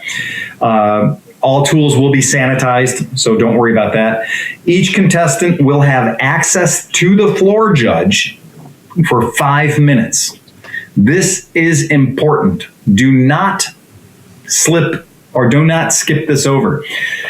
In the build of this bike, there are times when it will be helpful to have 2 people. Trust me. Now, it's not a big deal. It's not like you'll need 2 people for the whole thing. But there are a couple of points in the bike where you'll be happy to have an extra pair of hands, right? And it's up to you to use that very carefully or judiciously. Because Chris has been given the rule, he will only help each competitor for 5 minutes. One time, 5 minutes. And once you start your 5-minute clock, you've got him for 5 minutes. Think about that. And then he will call it when it's done. Go ahead, John. Can we make him do anything we want? Well, I mean, you can ask. You can ask. You can ask. That's exactly right. But there won't be any other helpers. So think about that strategically. I'm going to tell you that's an important part of this challenge. And also factor in my overall lack of skill. Yes, that's a good point. Thank you. Yeah, that's an excellent point to bring it up. I'm going to be counting on Chris to do most of the building in that 5 minutes. Wait, can you have Chris's assistance multiple times in the build or just once? One time. Okay. Don't forget, you're going to have to tell them things like, hand me the plus screwdriver or the minus screwdriver. And, you're getting a penalty on that one there, Cinch. I was thinking, well, I could just ask for Chris's help so that he can't help anybody else. But you can only, and you're right. So and now what Nick has done is what they call in the world of swordsmanship, right? block. He's revealed a strategy. Yeah. If I would have had Nick's brain and I would have thought about that, I would have kept that to myself. So anyway, but again, it's your hat. Fuck it how you want. All right. So that's a big deal. Each builder is going to get a 10 by 10 square. So you're going to get a 10 by 10 square. Conveniently the size of an easy up, because if we've learned anything at AMA Vintage Days, we've learned that you can do anything under an easy up. With 7 people. So everybody gets one easy up worth of space because we're simulating real world conditions here. Anything outside of your work area can cost you a penalty. And I'm looking at Chris. Okay. So Chris will be there to make sure that you guys aren't busting out your work area and causing problems for other builders. The shop is big enough, 4,000 square feet. The work areas are not going to be next to each other. There's going to be plenty of social distancing. But that being said, if you're too sloppy, if your bike or your tools or your ass is hanging out of your 10 by 10 too much, Chris might fine you for it. Right. So why do I feel like you're talking about me when you say my ass hanging out of it? Yeah, we'll have to see how strict Chris is on that one. I'm gonna have to hug that little bike. That's exactly it. Hey, Mac, tell me a Janus joke while you're at it. No, thank you. I love the Janus. Hey, this is one of the best motorcycles ever built. I like the people that ride them. They're awesome. Yeah, here we go. This is already paying off. Incredible bike. These rules are already paying off. Our podcast listeners will love the fact that we've just eliminated all the Janus jokes. That's it. Okay, so the floor judge, absolutely. Floor judge can issue immediate penalties that may be malort or adding time to your total build as the floor judge sees fit. Thank you, sir. May I have another? Yes. Shenanigans like stealing parts or tools from other builders will not be tolerated. There will be fines. You bet your ass there will be fines. Why? Because we don't want anybody to have the cards stacked against them from the get-go. That's just not what we want. Impeding another builder in any way will be falled down upon with great vengeance and extreme wrath. The other builders will choose your fate. God have mercy on your soul. I'm not joking when I tell you that if you fuck your buddy, that's the one thing I can't stand as a buddy fucker. If you fuck your buddy, the other 5 guys are going to determine your fate. Enough said, right? I'm just joking. You got to remember at the beginning, I was more than willing to team up with somebody. Again, I pick a team build. I was talking with him. I'm like, we could do both bikes. If you stay on one side, we could get both bikes done faster than anybody could get one done, and we might win. We thought about that strong. Like, that was one of the things that we were like, we're not even going to put that in the rules, and we're going to let them come up with that on their own. But it is such a huge force multiplier that it would give people an insane advantage. It would be impossible to catch them. And it's true. So we did want to make it an individual thing, because these things are essentially like 1-to-1 Revel model kits. They're like Lego, essentially, with a couple of little nasty things thrown in by the factory, not by me. But so it's not cheating to bring my clone, right? What's that? It's not cheating to bring my clone. Right, exactly. As long as he's indistinguishable, we're probably okay. Past that one mole on his ass, you're good. Each builder must have their own Zoom-equipped device that can run for an hour and a half or have a plug-in or cord. It must be able to run on our Wi-Fi, which is all just basic stuff. If you can't do it or you're concerned your device can't do it, talk to one of us and we'll sort you out. We've got enough extra leftover Wi-Fi, like iPhones and shit, hanging around that, somebody's old last generation iPhone, if you don't have one, we can make it work. So It'll all be done. And here's why. We're going to have your device is going to be filming you. So your camera one is literally your device, just like it is tonight, but it might not be your laptop. And the reason for we want it to be a portable device is when it comes time for you to take that mighty monster that you've built and take it outside and put gas in it and fire it up and take it for a ride, we're going to have one of our team members take your device and follow you so that the camera won't just be looking into an empty work area. Because that would how be good. How good is your Wi-Fi outside? Pretty fucking good. Really? Yeah, good enough that you can be in my parking lot, inside the parking lot. As long as you don't leave the parking lot, it's stable. And we just spent an extra $100 to get us turned up. So commercial Wi-Fi is more expensive than residential, and we spent an extra $100 to give us a lot more bandwidth, and we tested it, so we're good. So we went outside, and I was doing all kinds of crazy things with the Wi-Fi, and it worked just fine. So anyway, so keep that in mind. The reason we want it to be a device is that one of our helpers, when you go outside to ride, one of our helpers is going to go out and follow you with your device so that your channel stays on you the whole time, making it more interesting for people watching. And if you have any questions about that, follow through. And then this goes to we're going to go to talking about yes. We're all friends, no lawsuits or being a jerk. We all know there's risks involved. No shit, bikes fall over, people get hurt. You're going to ride a bike outside. It could be snowy. You could fall down, whatever. Just don't be an ass. That's it. Hold Phil harmless. Yes, exactly. Builders will supply their own PPE and eye protection if you feel like you need it.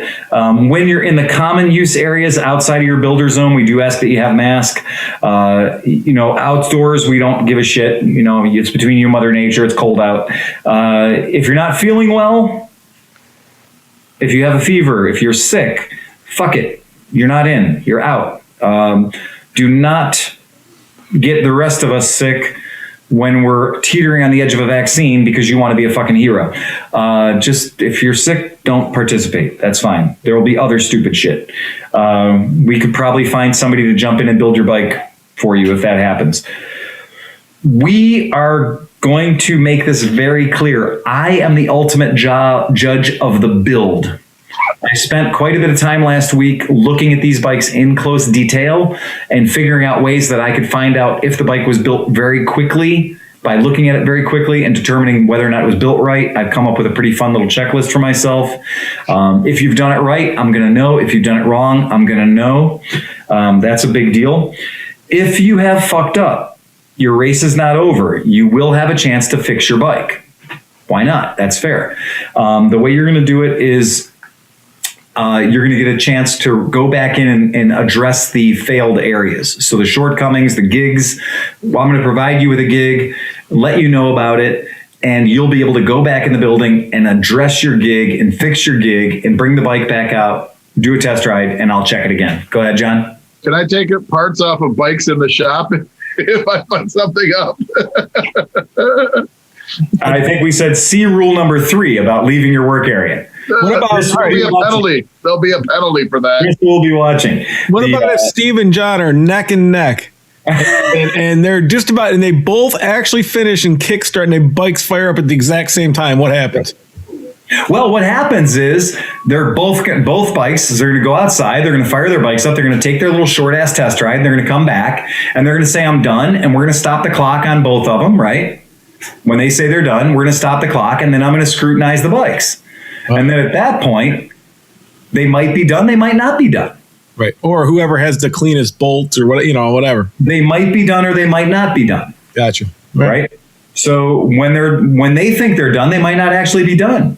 So, if they get sent back in, just remember though, that this is important. All remedial work must be followed by an inspection and another test ride. I'm going to let that one hang out there for a second. Okay. There will be a third-party time manager who will keep track of everybody's time on 6 individual stopwatches. So you don't have to worry about the confusion of that. You will have your own stopwatch for your own build that Renee will be operating. And when it's time to stop the watch, she'll stop the watch. We are going to err on the side of you. So if there's any doubt whatsoever, we stop the watch. We stop the watch. If we have a question we need to sort out, we'll stop the watch. Any questions, any doubt about anything, we'll stop the watch. And that's just to be fair, so that everybody has their own time. Okay. I pledge to build my bike to the standard to which I can build it, and that'll be the bike will be built and ready to ride on the farm. Yeah. And I'm going to tell you that I have found six individual items that I will be looking for. These 6 individual items, 3 of them are actually critical and 3 of them are bullshit nuisance things, right? So 3 of them are absolutely life changing deals. And then the other 3 are just, you could have did it right, but you didn't. That's what it is. So it's real simple. It takes me like literally 30 seconds to see all the things I need to see. Super fun, super easy, not that challenging. But if you have to redo them, remember, it's got to be test ridden again. So that's going to slow you down. So build it right the first time. I'd recommend it. And then let's go into the next one. There's going to be a group clock. So James has got one of those weightlifting clocks, like one of those exercise clocks, big clock. We're going to put that big clock in the middle of the room just so it gives people a general idea of how long they've been or kind of what they're up against. So that's no big deal. All bikes, and again, this is rule number 10. You do well to read it. All bikes will be totally completed, fueled, started, adjusted, idled, and inspected, and taken for a very short off-road test ride before the timer is stopped. And that means that every bike has to be to the point where it would be put into service in the hands of a welcoming customer before we're going to, call you done. Now, if I see you can start the bike and ride it on the shipping oil. Yep, absolutely. Yep. Go ahead. Can you save your 5 minutes and like finish assembling the bike and be like, here you go, fucker, Chris, go ride this thing? No. Who the hell's fucker Chris? If you don't use your 5 minutes with Chris, that's entirely up to you, right? I know some people would be like, no, I don't want Chris hanging around my area for 5 minutes. I think I can work faster without him. So maybe that's a benefit to you. Maybe that's an advantage. But I can assure you that I've done a bunch of them, and I always call for a helper. Every single time I build one, I always call for a helper just for a minute or two to do the things that need to be done with a helper, and then I cut them back so they can do important things like earn me money. So, I'm not keeping that on. 27 minutes with a helper. Yeah, that's it. So that's really what it comes down to. Now, have you guys come up with anything that you'd like to add notes to this or any suggestions? Because those are the 10 rules. That's it. That's the best we could come up with to keep this from being a 5-hour challenge. Yeah. I mean, originally I wasn't even too hardcore on competing, but then people start betting on you, and then you feel like you have an obligation to live up to the challenge. About betting. So the betting is going to be handled through Twitch. As we all know, with Twitch, you have the ability to purchase and own Twitch bits, and you can spend those Twitch bits however the fuck you want. That's up to the person who's viewing. That's up to the participants at that point. And we will have somebody monitoring our Twitch feed. And if you were, one of our podcast listeners or one of our Twitch viewers, and you're out there in the land and you're like, fuck this, Nick is my guy. I'm going to put $10 on Nick. I'm putting $10 on Nick. They're going to donate $10 to Nick. Smart. Not Wait smart. a second. Oh, I got an idea. They're going to donate $10 to Nick, and they'll donate $10 to Nick, and then we'll keep track of that. And so this is going to play out, and our people that are watching will want to participate and stuff like that, because what those are donations. Those are donations. That's them giving money to us. That's them saying, hey, we like what you're doing and we want you to do it better. But once it's all said and done, let's just say for the sake of argument that Sleepy had $50 donated to him and Nick had $80 donated to him. At the end of it all, if Sleepy wins, well, there's going to be a whole pile.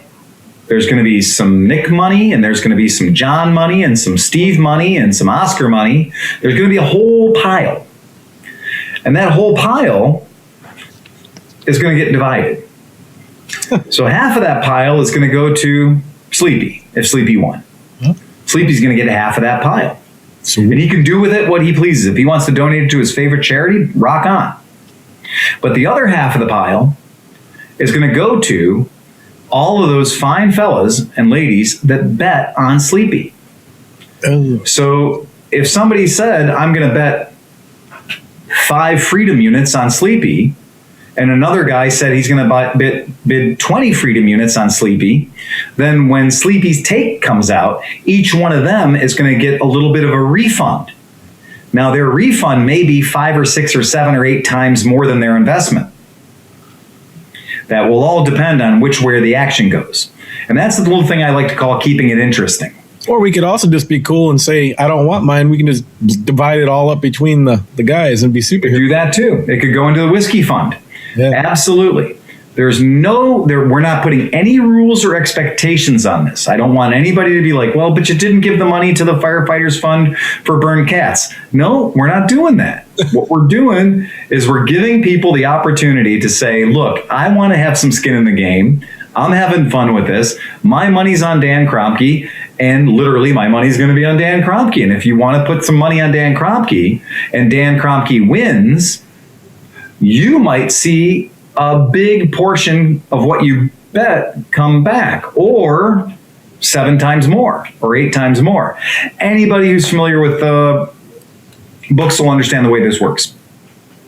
Yeah, odds. Basically, it'll be the odds will be self-made. That's exactly right. The house takes no share. The person who's the interested party has some certain motivation to win now. Because in some of the little tests that we did, we saw in the neighborhood of $500 to $1,000 worth of action. And if you've got $500 to $1,000 worth of action, and somebody like Nick says, well, I could put $500 in my own pocket, and then $500 goes back out to the people who bet on me, based on their bet, that could be very interesting very quick. So if I win, I would like to put my money towards a ClevelandMoto inflatable hot tub. I think those are self-bubbling, aren't they? If I win, I'm going to talk to you about that fireman's thing for burn cats, because there ain't nothing I like better than a bunch of bald pussies running around. Bingo. So if anybody has any other ideas, that's the way we're going to work the donations on the Twitch side of it. And then, as far as what will be being pushed out to the Twitch and, actually through the Zoom first and then the Twitch will be the 6 cameras of the 6 participants. And then we were going to make Chris wear a body camera just to keep it honest. But we really were like, I think there's going to be a lot of time when Chris is going to be like bent over a bike and stuff and the video will be shitty. Yeah. So we've appointed a cameraman to Chris. So Chris will have his own cameraman, and then I'll have my own cameraman for me. And so that'll be 8 channels. So we'll have. I'll also give you one of these. This is a handheld. You can pop it off and on, hold it, and you can come around and film whatever. It's got a nice mic on it. So we'll have plenty of cameras, dude. Please tell me that Chris Smith's cameraman will actually be Mrs. Smith. Well, I think we've chosen one of our friends, Wayne Robertson. If anybody knows Wayne, the inventor of the Wayne Killer, or the recipient of the Wayne Killer. I think Wayne is going to be Chris's body man. I think Chris is going to have Wayne as a cameraman because, again, that's kind of giving Chris his own enforcer. Mm-hmm, mm-hmm. And if you give Chris a little bit of shit, then I think Wayne's going to be right there for you. And we've all dealt with Wayne. Yes. So nobody's going to be giving Chris any shit. That's it. So if Chris More than once. If Chris gives you a drink penalty, I think you're going to take the drink penalty. Thank you, sir. May I have another? That's exactly right. I would gladly take the drink penalty than argue about it with Wayne. So that's going to be beautiful. And speaking of drink penalties, yes. Once you get your shot, you are not allowed to proceed until you've finished said shot.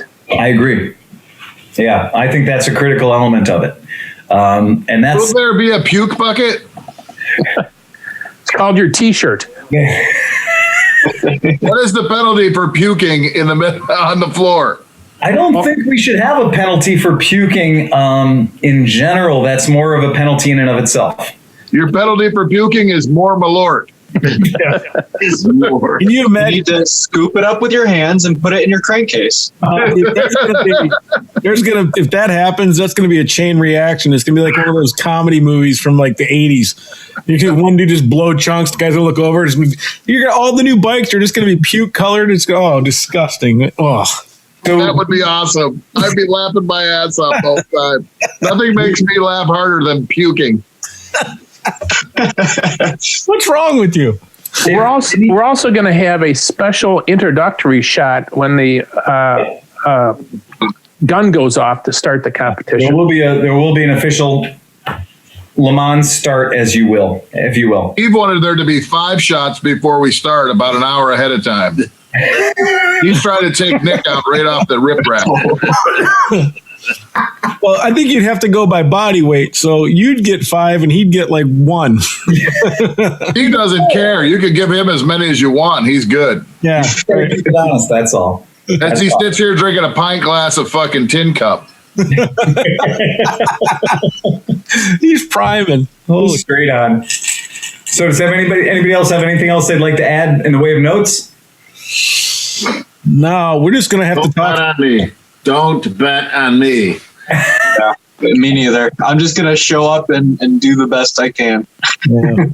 What I can tell you guys is, in your benefit, the bikes have been remarkably consistent.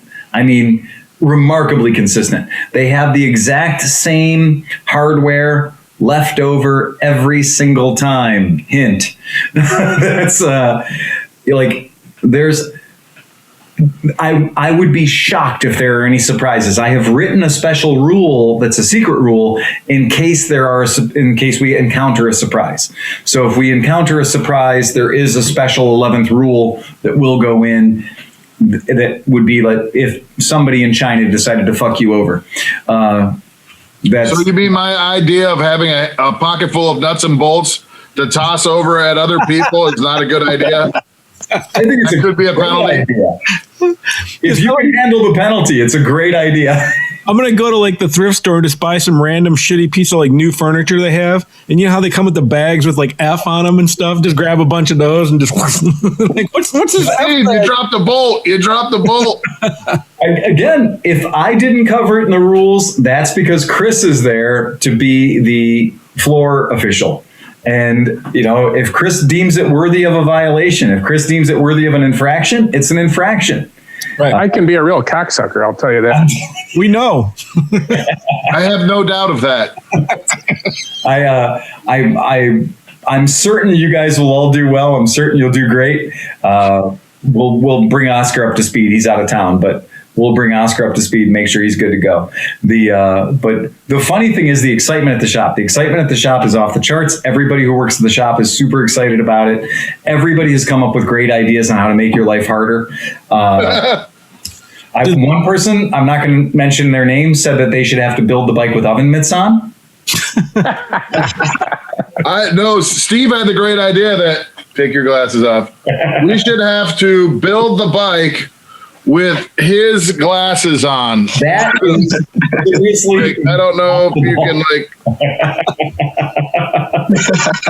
trying desperately to line up a bolt and a nut in.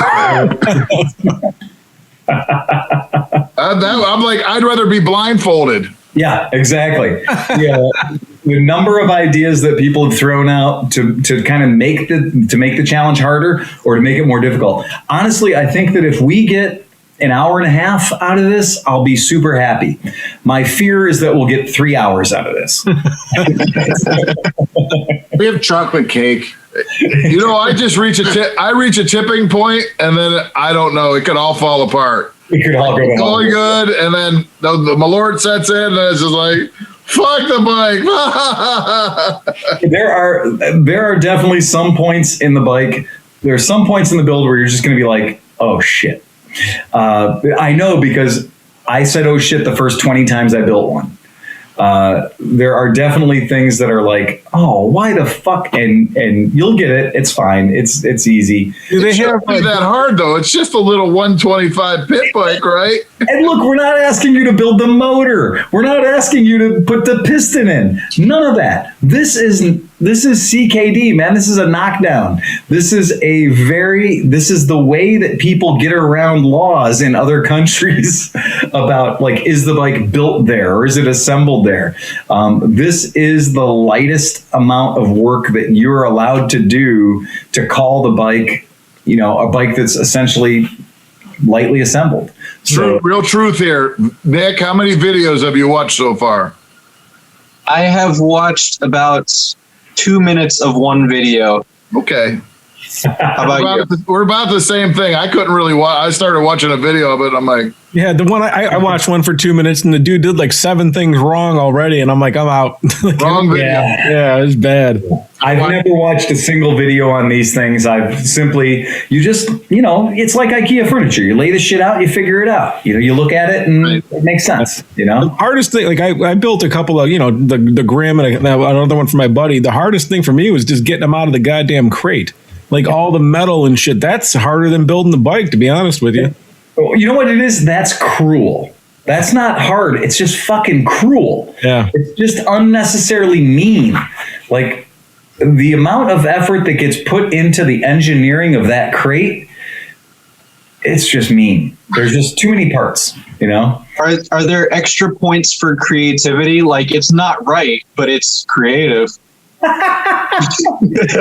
right. I like that. That's the Lego Expert Builder series. You know, you're just kind of like, oh, I wouldn't have done that. It's a strange flex, but I give you credit for it. Handlebars upside down in the cafe position. Yeah. Right. That's it. Well, I was gonna say, what about bringing your own parts? Like, what if I want a high set of bars? Can I bring a higher set of bars? Sure, why not? What about a tractor seat for John? I don't recommend it. If you want, that's your game. And then, as we go down, once we get done, you guys, the chance one person is going to have the ability to pick the bike that they want to build. Everyone else will have to build the color that they choose randomly. But that doesn't necessarily mean it's your bike forever. Then that's just the way it worked out. So they'll all be fine. They'll all get ridden, and we'll change the oil in all of them eventually. And it doesn't necessarily matter what color it is. I know a guy who can cut graphics, and we could make any bike any color you want. And if you want black, it's just going to be a lot of black graphics over the whatever bike you get. I think he's going to have a West Cooley replica SSR125. No, I'm thinking. What was the Vespa that came out? We should just take all. One person should throw the other guy his front fender. One dude should throw another dude the side thing. And we should have Partridge family bikes. Yeah. Yeah. Just remember, none of these bikes are going to customers. They're all going to us. So, good Lord, please don't let them ever go to customers. Nobody's going to die. Nobody wants that lawsuit. It'll be a good time. I think that what you'll discover is that it's a really good challenge, because there's nothing in here that's going to be like, oh, you've got to have these absolute special skills. But what you have to be careful. You have to be thorough. You've got to, have a logical mind and look at things logically and put it together, and that kind of thing. So, what time is this spectacle taking place? So we're going to do it. We want everyone to be there at 6:00 on Saturday. All right. So a week from this Saturday. And AM? What's that? AM. Yeah, 6 a.m. of course. Anybody who knows me that knows that you don't need to ask that question ever. There is only one 6, and that's the PM. 6 a.m. would be an advantage to me. Yes, exactly. Now, fuck that. I'm not doing that. I'd like to do it at 9 p.m. so you fall asleep in the middle of it. Excellent. All you older guys will be handicapped. But we're going to do it at about 6 o'clock, and we'll probably go on camera and pumping it out to the world somewhere around between 6:30 and 7 o'clock, right? Just gives us time to get our feces in a row, and we'll be cool.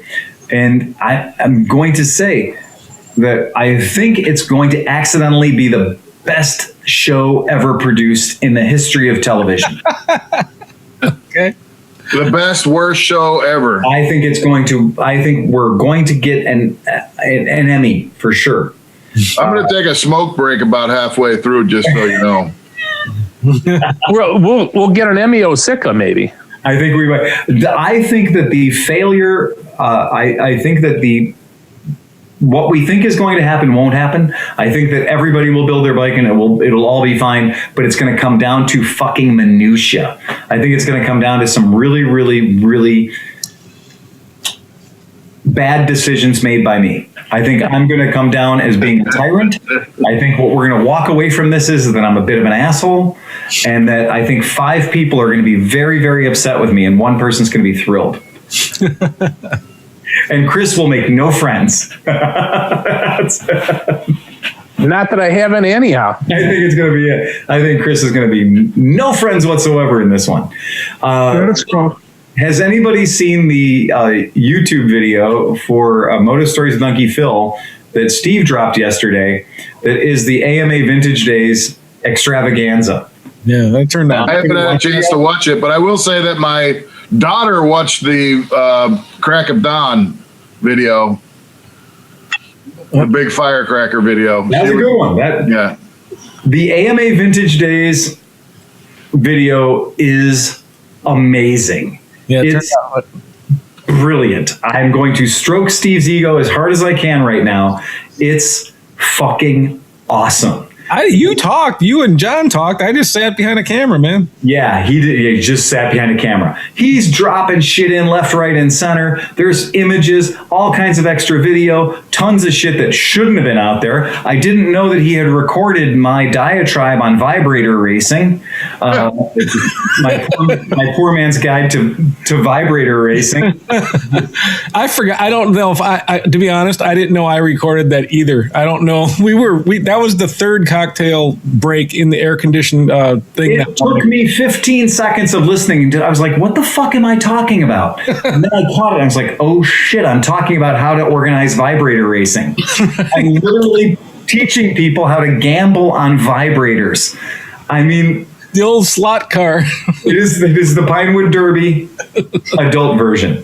The Pinewood Derby XXX. And everything. But the videos, the footage is fantastic. The footage of John and you running around in the booby bouncer is fucking gold. See, here's the best part. I had no idea that most of that existed because, my phone was hooked up to the Googler, right? Right.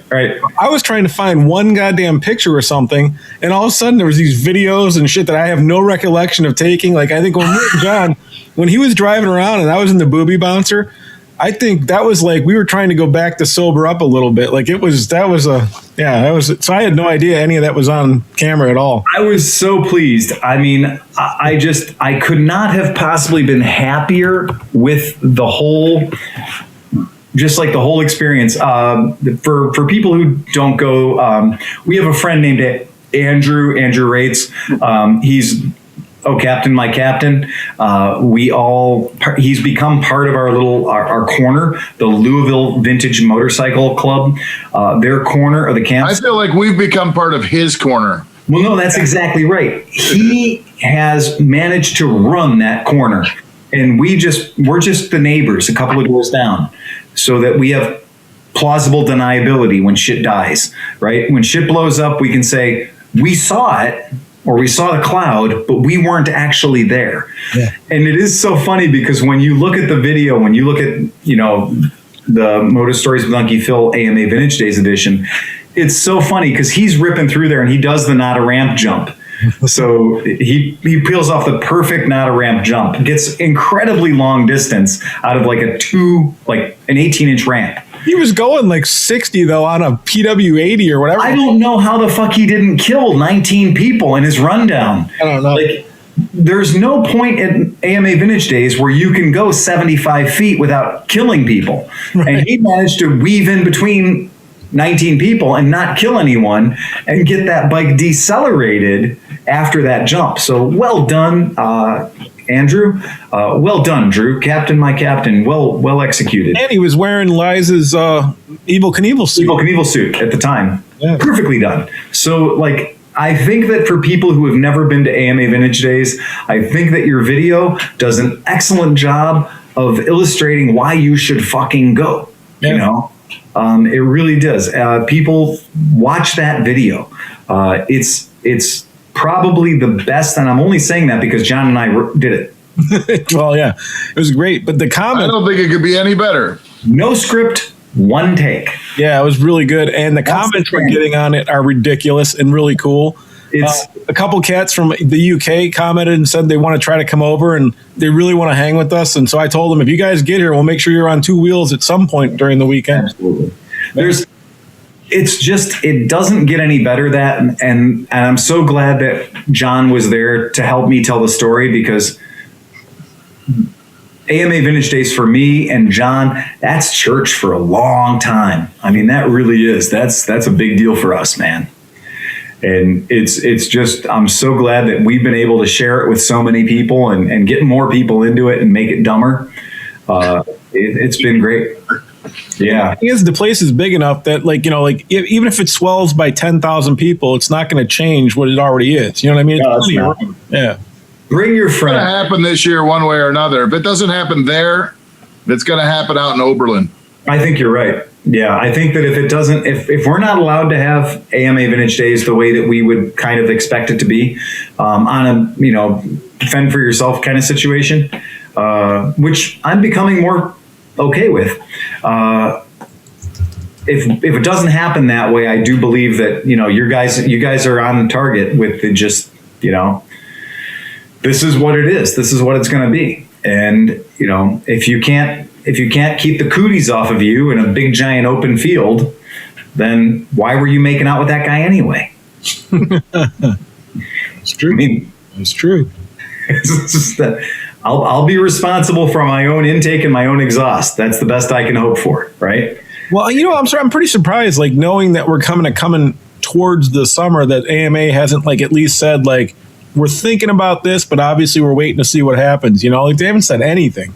Yeah, it's a touchy thing right now for everybody, and I totally get that. I really do, because, I mean, as though everyone's talking about the hospitalizations have gone down, the body counts are still super high, guys. You know, there's still a lot of people getting put in body bags, and a lot of the people that would go to AMA Vintage Days are in the high risk category. Mm-hmm. So keep in mind, a big part of what makes that place spin and make that place turn are the legends of the 50s and the 60s. Those guys that set the records and made motorcycling interesting and made it fun. We don't want to lose those cats. We don't want to lose our veterans, our people that built this shit and made it better. That would be awful, you know. And if that means that we have to, you know, pump the brakes on that, then that's what it means. But yeah, we can't have a situation where an event that is supposed to celebrate the trailblazers and the people that made motorcycling great go in there and get all fucked up and die off. It's true.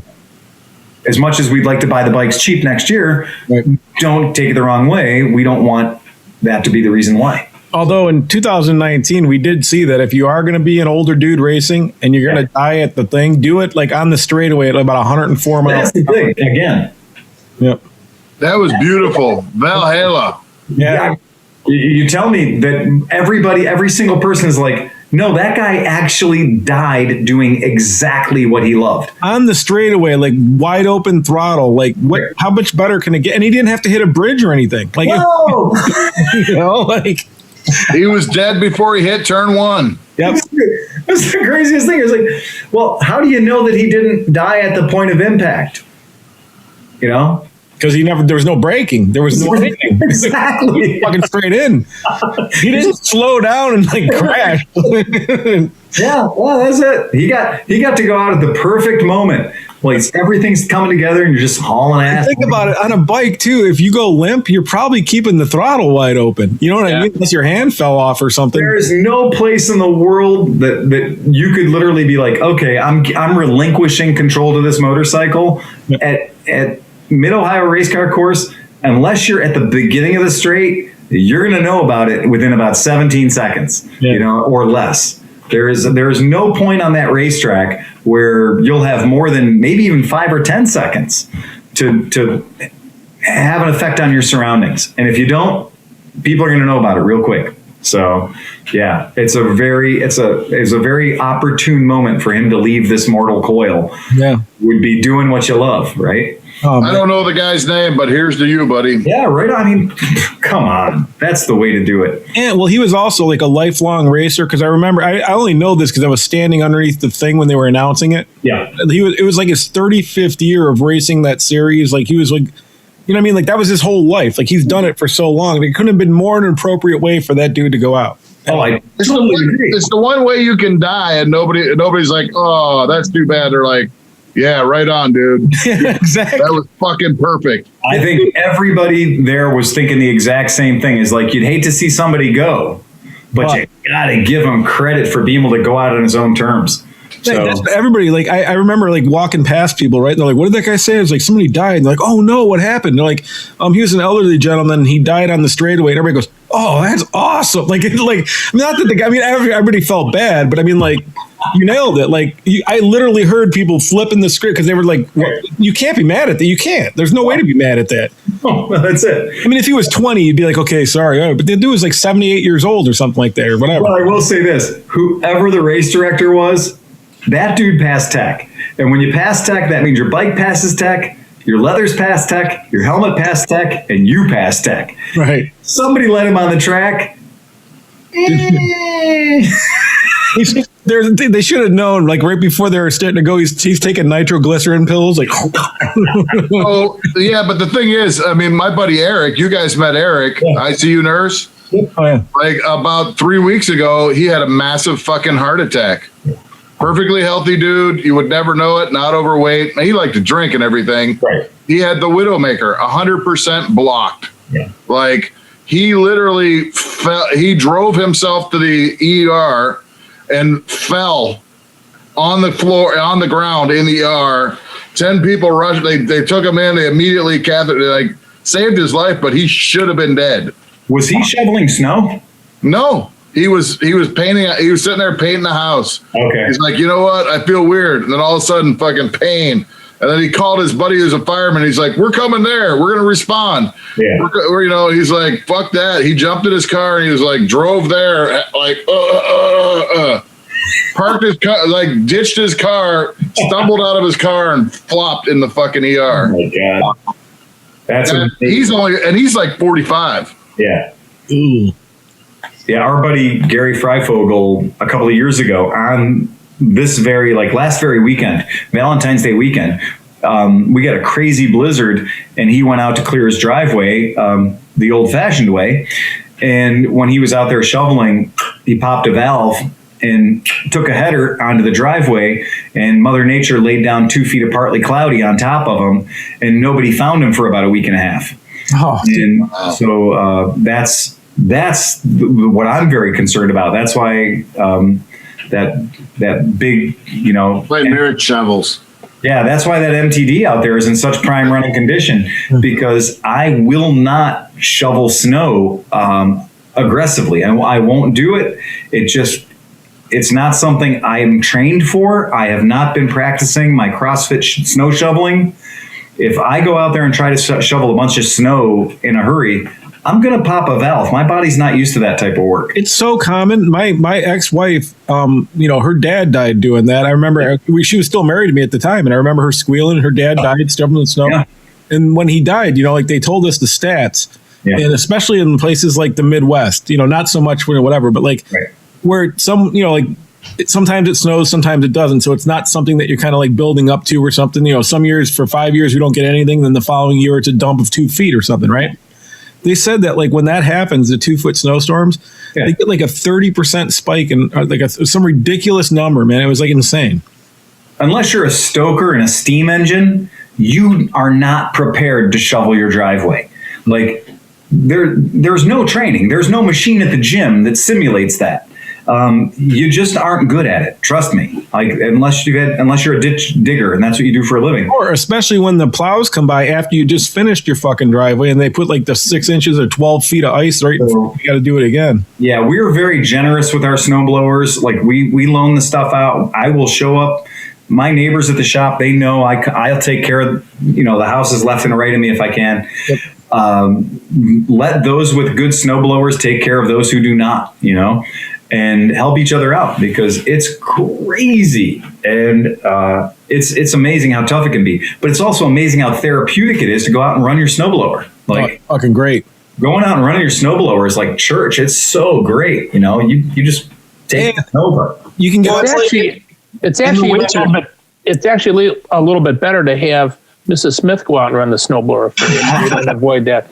I was just about to say, in the winter, you're not running your lawnmower, you're not riding your bikes, you're not doing anything. So there's like a novelty about starting an engine in the dead of winter. And nobody gets mad at you for doing it at 5:30 in the morning. It's the only time in the world where you're allowed to start a loud motor at 5:30 in the morning, and everybody's kind of cool. They're like, "Oh, cool, he's doing it. Hey, my driveway's over here." Like. Yeah, and when I had my snowblower, it was probably the loudest, if you can call it a vehicle, that I owned. I'm actually so proud that we got a young guy who lives in the neighborhood, and somehow he must have happened into a fairly nice sized snowblower. And this kid, Damien, he's been out. He's fucking, Peggy's like, he was around 3 times today. I'm like, good. Finally, some other motherfucker to take over the chalice of doing all the sidewalks for a 3 Rock, because I'm like, I don't mind it, but it's just kind of like, I'll go out there and I'll be out there, run 2 tanks of gas out of my snowblower. And I'm like, who has heated grips on their snowblower? Oh, God, that's a good idea. Damn. Wow. You have heated grips on your snowblower? Yeah, I bought a new Husqvarna a few years ago, on a clearance in the spring.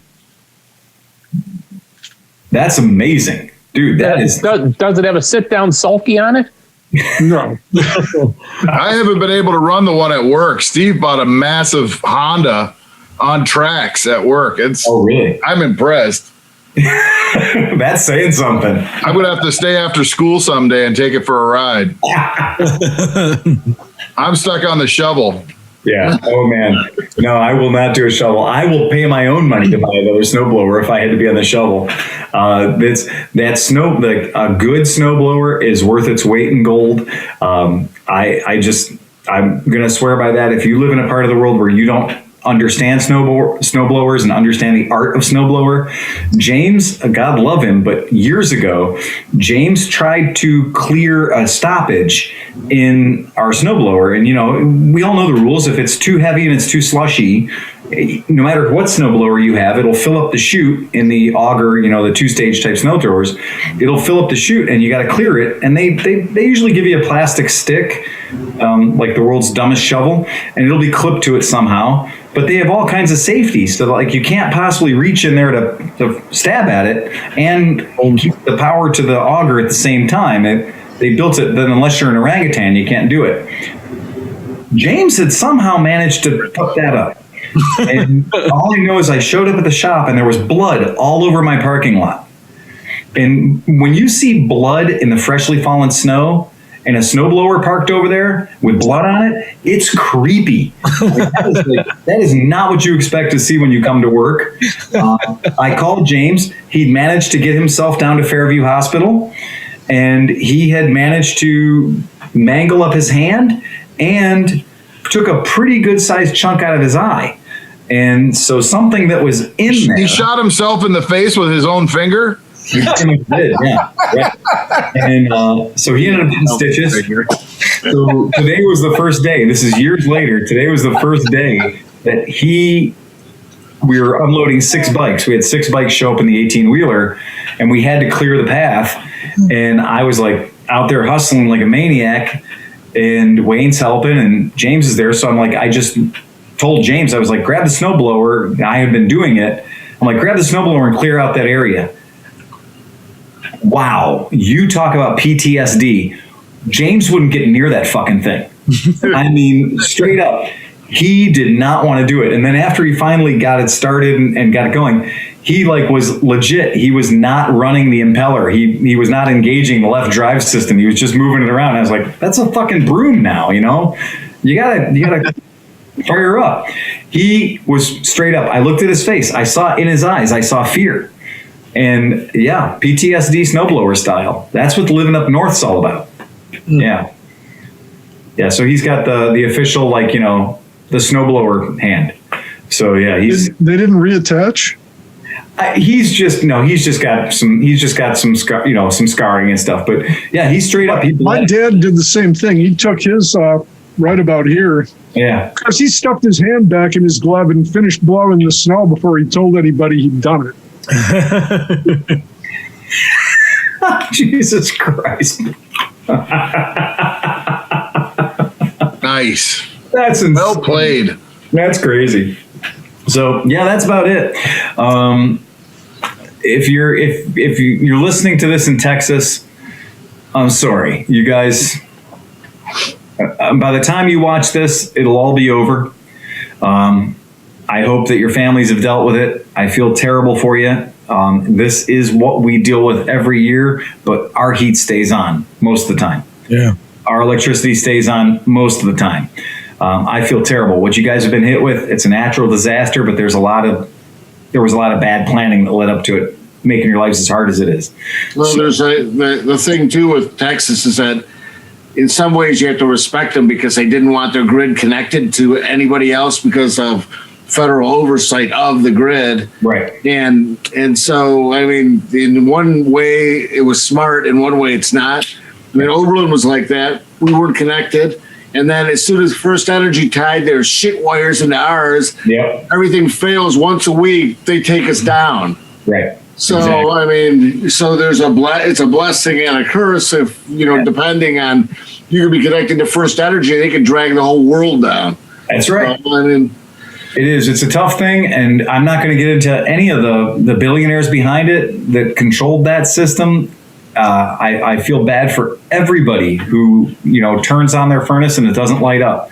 I feel bad for everybody that is going out in their car to try to stay warm and then runs the gas out of their car and the gas pumps don't have any electricity. So we've got people that are in Texas that are just dealing with every manner of shitstorm, literally. They don't have water because all the water pipes are frozen. Everything's electric. So it really brings it around. It's like, man, it's pretty easy to throw people into chaos and put their life at risk. So keep that in mind, just when you're thinking about your own personal sphere of influence. I know here on this podcast, we're unusually well equipped because we're all half preppers anyway with multiple generators and, But I bought my neighbors a power inverter for Christmas. Right. I'm like, just take this, put it away. You can hook it up to your car. We can plug your furnace in. We can rub. Just don't even worry about it. But come see me if the power goes out. Exactly what it comes down to. And, in previous power outages, I was running generators that I own out to other people, and it is, it's just one of those things. But you could either be the person that looks out for others or you could be the person that just looks out for yourself. Just don't be on the victim side of the spectrum. That's where you never want to be. So it's tough. And I feel bad for the people that are going through it because I know how scary it can be and how miserable it is to be cold and be scared and not have any way to heat yourself up. Right. If you're burning grandma's armoire. Well, they had like 300 cases of people, asphyxiation, because they're not used to it. And they're like, oh, well, we'll just start the car up and sit in the car in the garage. Yeah. and the generator inside. Or running just not being acclimated to that whole situation. Really, really tough. And for people that don't live with the cold every day, it's a thing. It gets to you. So that's really, really tough. So we feel for the folks that are dealing with that right now because the best video was the kids driving down, guy on skis on Texas highway, whatever. They got the hatch of the SUV open. Everybody's drinking Budweisers. Yeah. And they got a guy out there on a ratchet strap on his skis going down the fucking highway. Fucking right on, man. I assure you, I am 100% on board with that idea. I have done it. You know, we've done it here when we've been snowed in. I mean, I was a young child at the age of 8 years old or 9 years old during our blizzards of 77 and 78. I'm sure Dan was 46 when that happened. But Ouch. But I can tell you that we've always looked at those opportunities to be like, okay, this is game on now. This is going to be some shenanigans. Snow day. And it's true. So that's it. So anybody else got anything else? Well, we didn't hear a joke from Chris. I know. I was about to say, Smith brewed up a good joke we didn't hear yet. Oh, yeah. So there was an elderly couple who, in their old age, they noticed they were getting a lot more forgetful, so they decided to go to the doctor. The doctor told them they should start writing things down so they don't forget. So they went home, and the old lady told her husband to get a bowl of ice cream. And you might want to write that down, she said. And the husband looked at her and says, no, I can remember you want a bowl of ice cream. Then she told her husband she wanted a bowl of ice cream with whipped cream. Hey, write it down. And again, he said, no, I can remember you want a bowl of ice cream with whipped cream. Then the old lady said she wants a bowl of ice cream, whipped cream, and a cherry on top. Write that down. She told her husband. Again, he said, no, I got it. You want a bowl of ice cream, whipped cream, and cherry on top. So he goes to get the ice cream and spends an unusually long time in the kitchen, over 30 minutes.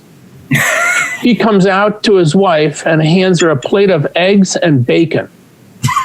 The old wife stares down at the plate and for a moment looks at her husband and says, where's the fucking toast?